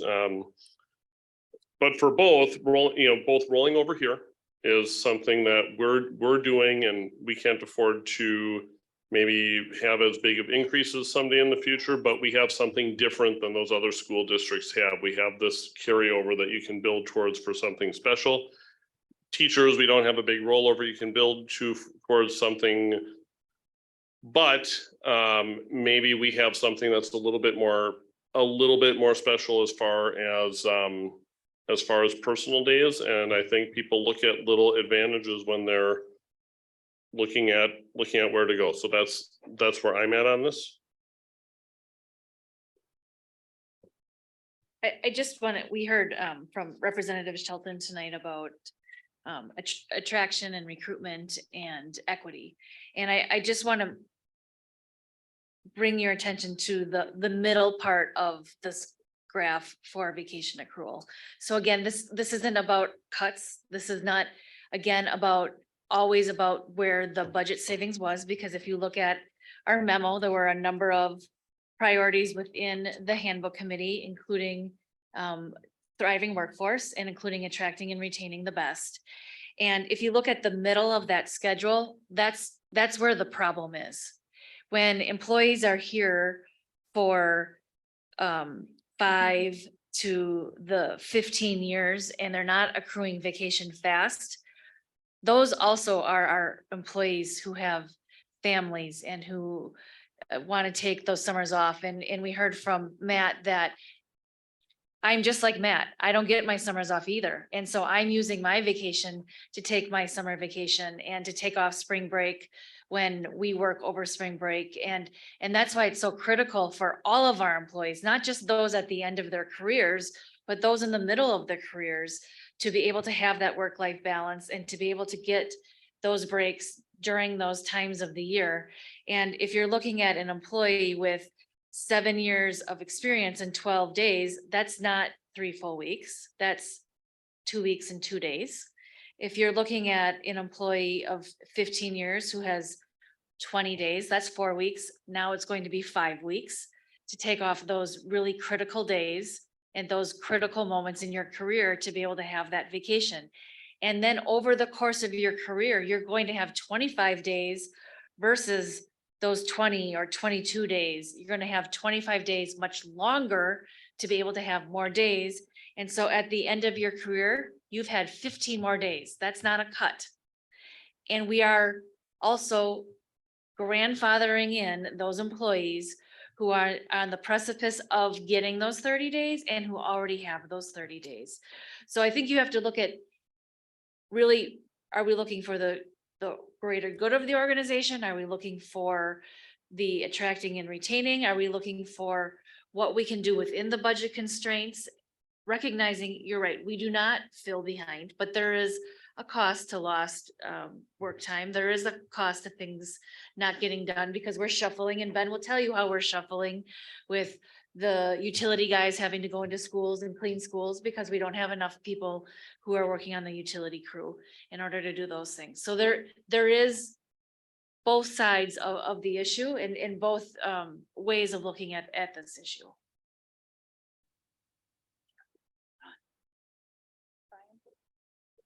Would you look at this as similar to compressed pay schedules that have taken place before? I want us to figure out a way that we can come, I understand the compression part of it in the earlier days. I think we need to figure out and we can obviously do this as a board, that tail end to continue to work with it and figure it out. So to my fellow board members, many years ago, you can press the pay cycles or the pay scale, so you can reach the top quicker and go with it. And I can see the intent on this, but I hope that we can figure something out with this as a board, so. The other, go ahead. So I recognize that some of the policy changes address achievement by keeping people in the classroom. This doesn't feel like that. This feels like a benefit and maybe trying to attend to a building liability over time, and both in accumulating more days and taking more days. And I would really like to see kind of the utilization, right? Because I don't know if I'm talking about people that retire and we are now paying out a large sum of money because they've accumulated a significant number of days and now they have a benefit, or if this is attributing to the number of staff that are available to do their jobs based on this. In the numbers that I do see, I think we're talking about the end of life cycle payout, right? And the liability that we're taking into the future on this. And so this, in my mind, this is completely budget and understanding the liability and managing that versus the unpaid leave. And I was trying to be thoughtful. I had a question, but I needed to regroup a little bit. There are things about public education that are specific to public education.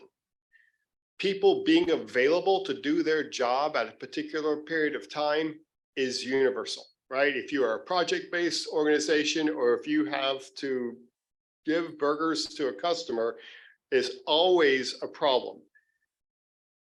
I don't see an analog where the private industry addresses that concern by saying you can't do this and you can't use your time there. They leave it to line managers, they leave it to organization where they say, we have these days to be coverage, kind of work it out, right?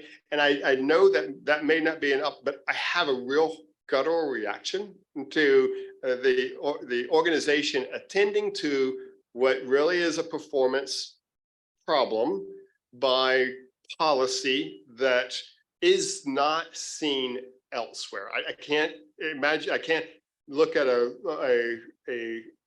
environment that I've been in professionally where I've been told, you know, you can't, and I know that some say you can't take between Christmas and New Year's if that's the big part, but even in my industry, which has a peak season, we say the number of people that can be off is constrained, but we don't say you can't be off on Friday, you can't be off on Monday. I'm struggling. I'll tell you, and if there's some words of wisdom that can inform me that my position is incorrect and I'm looking at this through the wrong lens, please do. But right now, I feel like it's a reaction to a performance problem through a constraint, and I don't know how to interpret that. So maybe I can help with some of that. So that's why most districts do not give any unpaid time. You will not find when in a handbook, unpaid time as a category because districts know that they don't want to just grant that. My experience in private sector is both, right? Sometimes it's just, you just need to have people and they shuffle it, do whatever. But I also have had experience in private sector where we didn't allow any unpaid time because of the concern of the discrimination, that it would favor those financially able and not those who couldn't. So I had that in private sector also.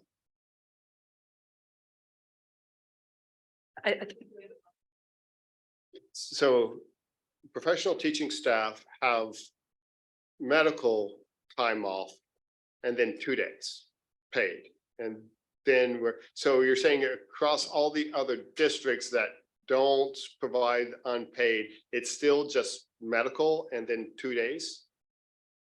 There's one local district that has converted to PTO, which it's something that we would talk about someday, because it's a whole different conversion, but that's a whole different mindset. It's really looking at PTO for all your time that you would have off. Bereavement, emergency, religious, all the different things. Whereas we have an array of all of those things in separate buckets. So it's a different concept. It's more like private sector to say you have so many PTO days, you can use them however you want to use them, right? And you run out, you run out. You can carry over however many and that's it. But then it's an allotment. So there's, I only know of one district that's doing that right now, but they have had success with it. But it's a bigger conversion. It would be a bigger conversion for us to do that. But I think on the vacation, there's two different decisions, I guess. One is the accrual rate, you know, the whole schedule, and the other part is the 10-day. Because the 10-day applies to everybody, not just non-exempt in this group. That would also apply to admin and everybody else. That anybody who gets vacation time, that is across the district for everybody that gets, anybody that earns vacation time, that 10-day carryover would be applied to everybody. And part of the reason on the liability side is that if you earn it at year, I'll just say 2000 for easy numbers, you earn it at rate in the year 2000, and in the year 2023, you have had that amount, and that's a different rate, right, that you're cashing that out. So that's the liability. I know Angie's not here. I don't think she's on, that could speak to it. But as far as like getting those kind of numbers, would have to try to figure out what we could do to validate that for you. Yeah, I don't think I need to, I just was looking at it and I understand it. You have an escalator because your pay changes. Yeah, I get that. I was just trying to apply it to the achievement, and I just didn't see a relationship with the achievement.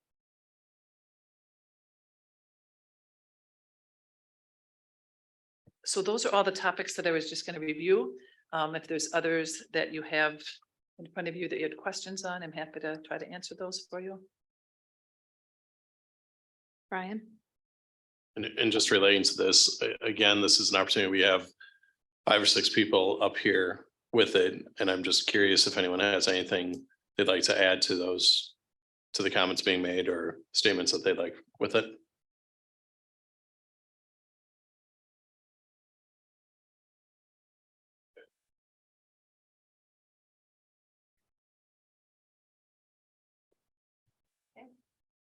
So yeah, any other data? I wrote a couple things down, but if there's any other data or information you'd like, just please let me know.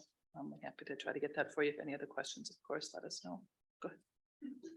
I'm really curious about the discrimination you mentioned about if some people were financially able to take time off or not. I don't understand how that's the employer's.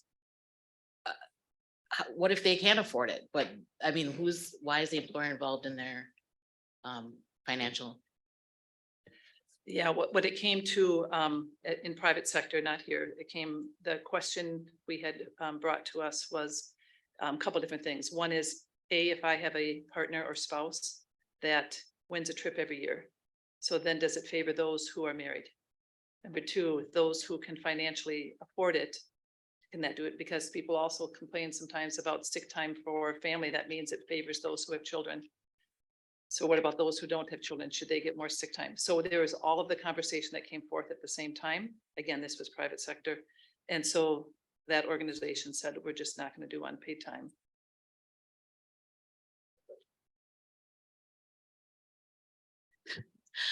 I feel like that's a cop-out to not do that for that reason. I think we can find some problem solving. I agree with the things you said, James. That was the first question I had, is why wouldn't it be up to the principal or somebody in that area? If there's somebody that's abusing this, why would we create a policy to punish, or, so that other people couldn't have that opportunity if it arose? And I know there was a response during when I asked that ahead of time, just reviewing the information. But that's a concern to me, is that this is a blanket. I always say, one kid in class was chewing gum, so the whole class has to stay in for recess, right? I'm just not a person that supports typically a policy to enforce to address the performance or the issues of a few. So that's my concern. There was discussion on just the request for unpaid time. And a comment made was that it's easier to take unpaid time than it is to go to a conference. Because if you go to a conference, you have to fill out a form, explain why you want to go, do all of those things and talk to your supervisor, your one up as to what you want to achieve in that. To take unpaid time that impacts the students also is a lot easier. And so that would be the recommendation, is that they would talk to their one up. They would have that conversation. They would say, hey, I'd like to go to my parents' 50th wedding anniversary, you know, whatever it might be, and have people start planning that a little bit farther, not just a trip every single year because they want to take off a week in March in addition to spring break.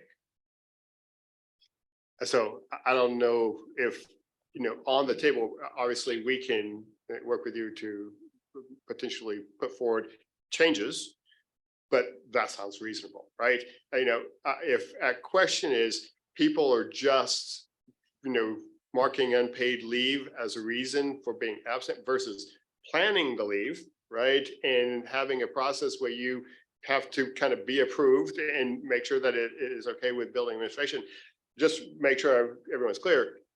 I think that there should be guardrails, but they should be guardrails that are sensitive to the needs of each individual building versus at the policy level, where you're just uniformly applying some restrictions that make sense for some, don't make sense for others. So if as part of the handbook update policy, we can come up with, here's how you get access to the unpaid leave, I think that's a conversation that should be had. And that is part of the process that we have in the actual detail of it, that they do have to do that.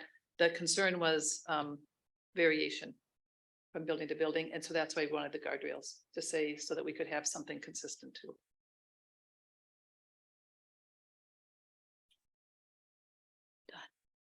Ryan. Can you give us the numbers as far as how many of these, if it's possible to find out, how many of these unpaid leaves were approved with a significant amount of time beforehand? And I'm going to be purposely vague with significant on it. If we know when it was approved as opposed to the date, if it's something that can be pulled up easily, as opposed to, I'm not going to be here for the next 5 days. Good luck finding stuff for me tomorrow. That is not typically the problem, is the short notice on that. I have people now asking for next year already. They're planning, they're saying, hey, I want to go in September. I want to take an extra week off. Can I just take those extra days? Or if people know they're going to get married, I want to get married and I want to take a honeymoon. So I want to be gone for 10 days. And we're saying you can only be gone for, the 5, you can't be gone for 10. So plan your honeymoon in the summer or spring break or winter break or those kinds of things. So it's not so much the late ones, because the late ones are typically medical related. And so that's why we're separating those into a separate bucket. This is truly personal. I want to be off for whatever reason. So we typically get, I would say, reasonable notice of those. Just for clarification, would you say the majority of them are scheduled an adequate amount of time before? So building principals would know that, and subsystems, and we would be able to have an understanding that those teachers will be gone enough that it can be planned ahead for. I would say the vast majority of time we do know in advance. Now subs, it's always challenging to get subs, and depending on the time of the year, that's why the concern was attaching it to the breaks. We know we've got data that shows, the day before and the day after spring break, we'll have 400 plus people out. That's tough, right? You're not going to get that many subs.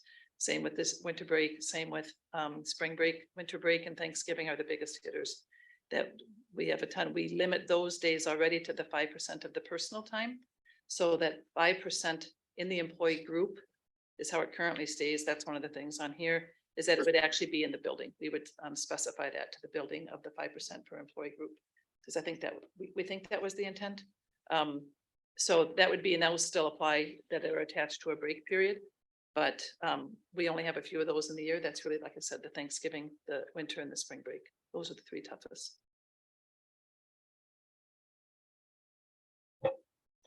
Okay, anyone else? Laura? Thank you for answering all these questions.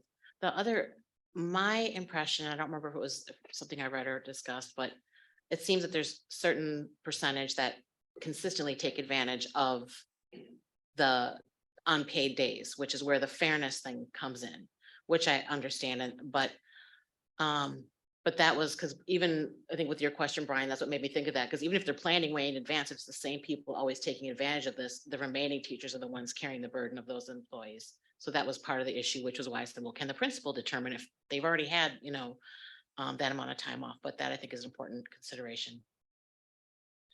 Yeah, we have, as far as unique users, almost 40% of staff in the past 4 years have taken unpaid time.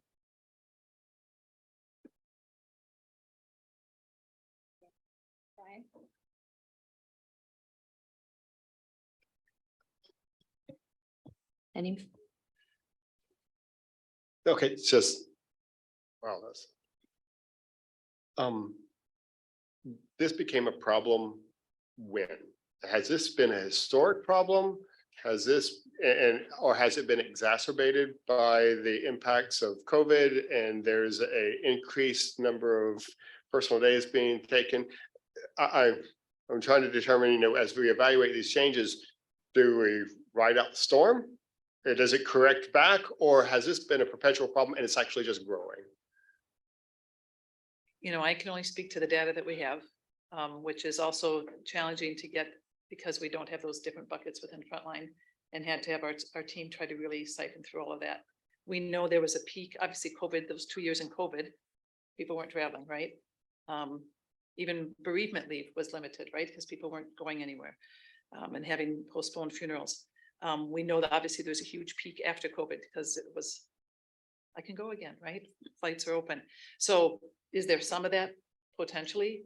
I don't know what that looks like going forward. I can't speak to what it was pre-COVID. I don't know if David or anybody else has other data, or they know like what that history was.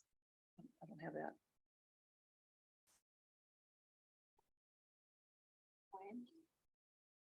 This being tied into it and, looking at the data from COVID and the availability of subs.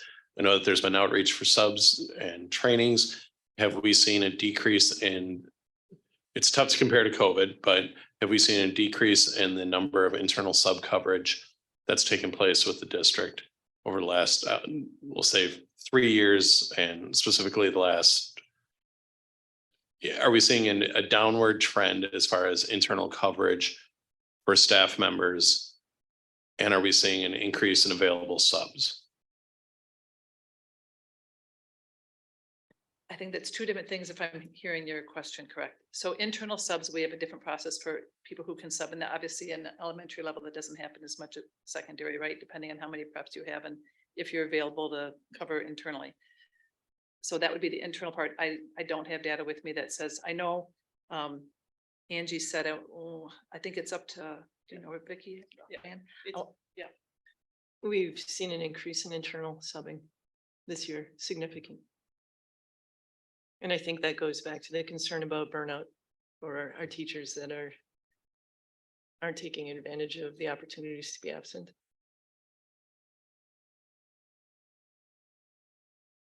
And I think your second part was just getting subs in general, right? Do we have that?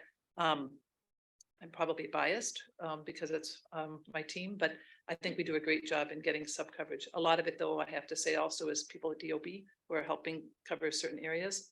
But when you have between 300 and 400 people out in a day, it's hard to cover all of those all the time. So I need to speak to this as well, because I need to represent all of our members' voices. So there has been increased pressure with internal subbing. We've heard from members this year, last year, that the pressure for them to take their prep time to fill in, if their job is, down here they may be housed here at DOB, but they're out in other schools. They may be an interventionist, could be a coach, etc. So we have heard from them, and their voices need to be heard as a part of this conversation. So I want to say again what I said before, that we do recognize the piece around needing some guardrails. We have asked for criteria because we were getting a number of questions from members about how does this get approved? And so that's why we've had this conversation. So, and we are very open to having a continued conversation about this in the coming weeks.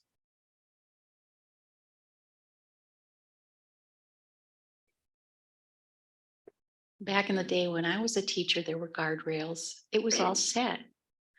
Then did they take that all away?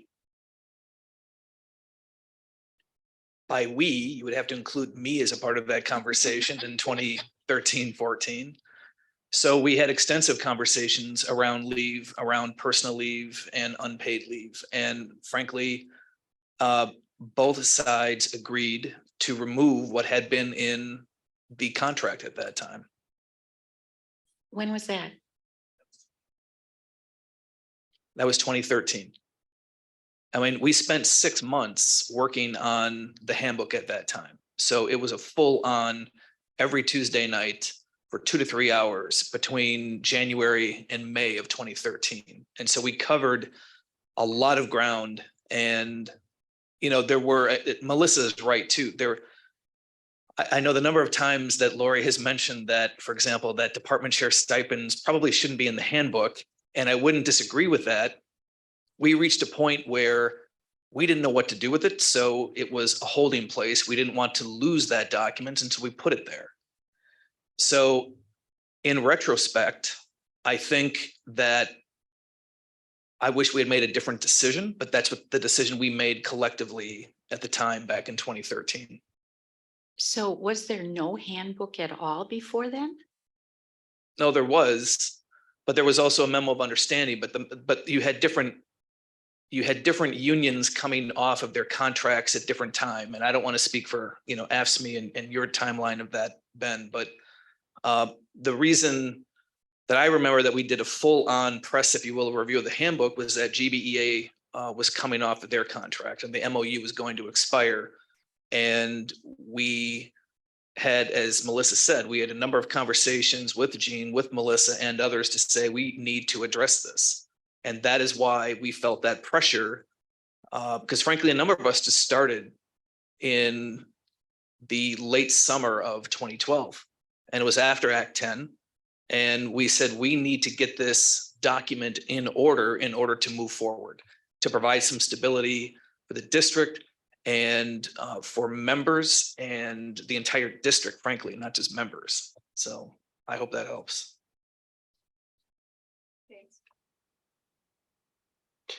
First, I want to thank everyone, right? You know, knowing that we just asked a lot of the union members with the benefits. I'm being very sensitive to this, right? And it is hard when you have a union and administration come to the board and there isn't complete agreement, right? So, you know, we're in this moment, and I'm just trying to make sure that we give it due consideration. So if I look at these and I personally choose to take a position not to accept the administration's recommendation of language changes, I want to know what that means. Is there a counter proposal? Did you bring something to the conversation that was rejected that would be your position on the language changes? Sure. And James, I'm gonna defer back if you'd like at some point. I think I'm seeing a lot of the board having questions on this particular part, and I think just we're kind of going into someone else's pond on this. And I think just as an individual, I have a concern with it, with the specific language on there. And I think as a board, we can approve parts of it and ask them to rework it as opposed to the conversation taking place here. That's just my own opinion on it. So I don't think anything's gonna be worked out tonight. I think over, there's some further discussions and conversation. I think we'll be able to, you know, in 2 weeks. Yeah, so, yeah, I just want to make sure I understand. You're right. Maybe what we can discuss is, you know, if we're looking for more information, you know, you, I think would agree with me that you've been very quiet, right? In deference to the administration. And I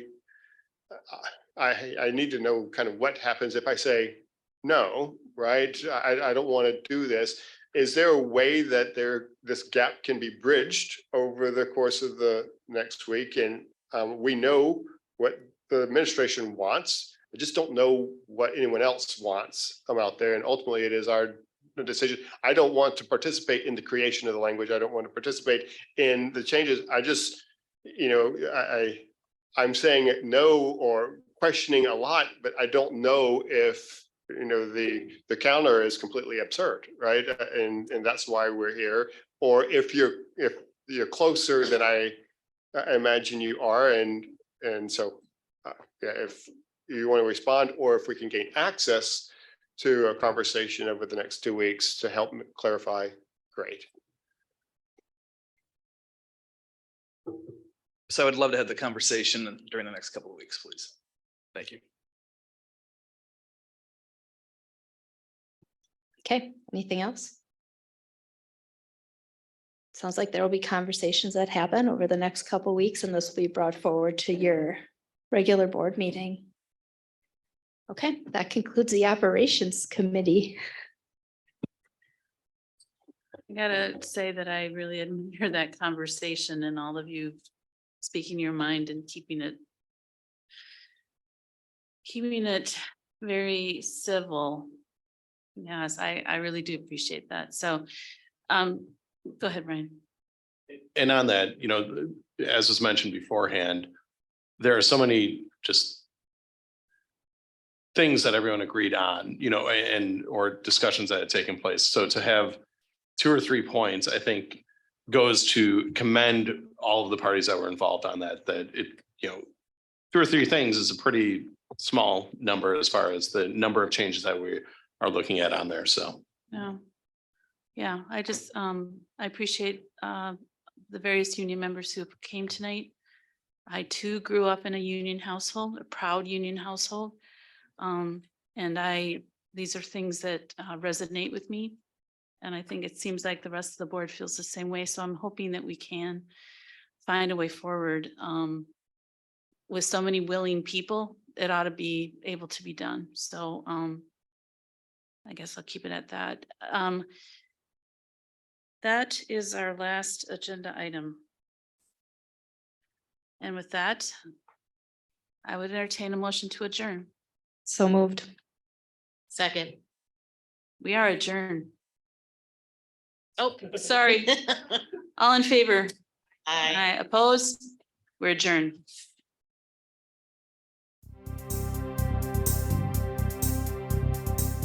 You have been watching the Green Bay Area Public School District's Board of Education meeting.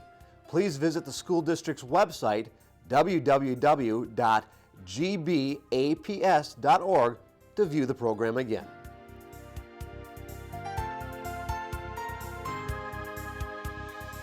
If you cannot fully access the information on this video, please let us know the accessibility issue you are having by calling 920-448-2025 or by email at communications@gbaps.org.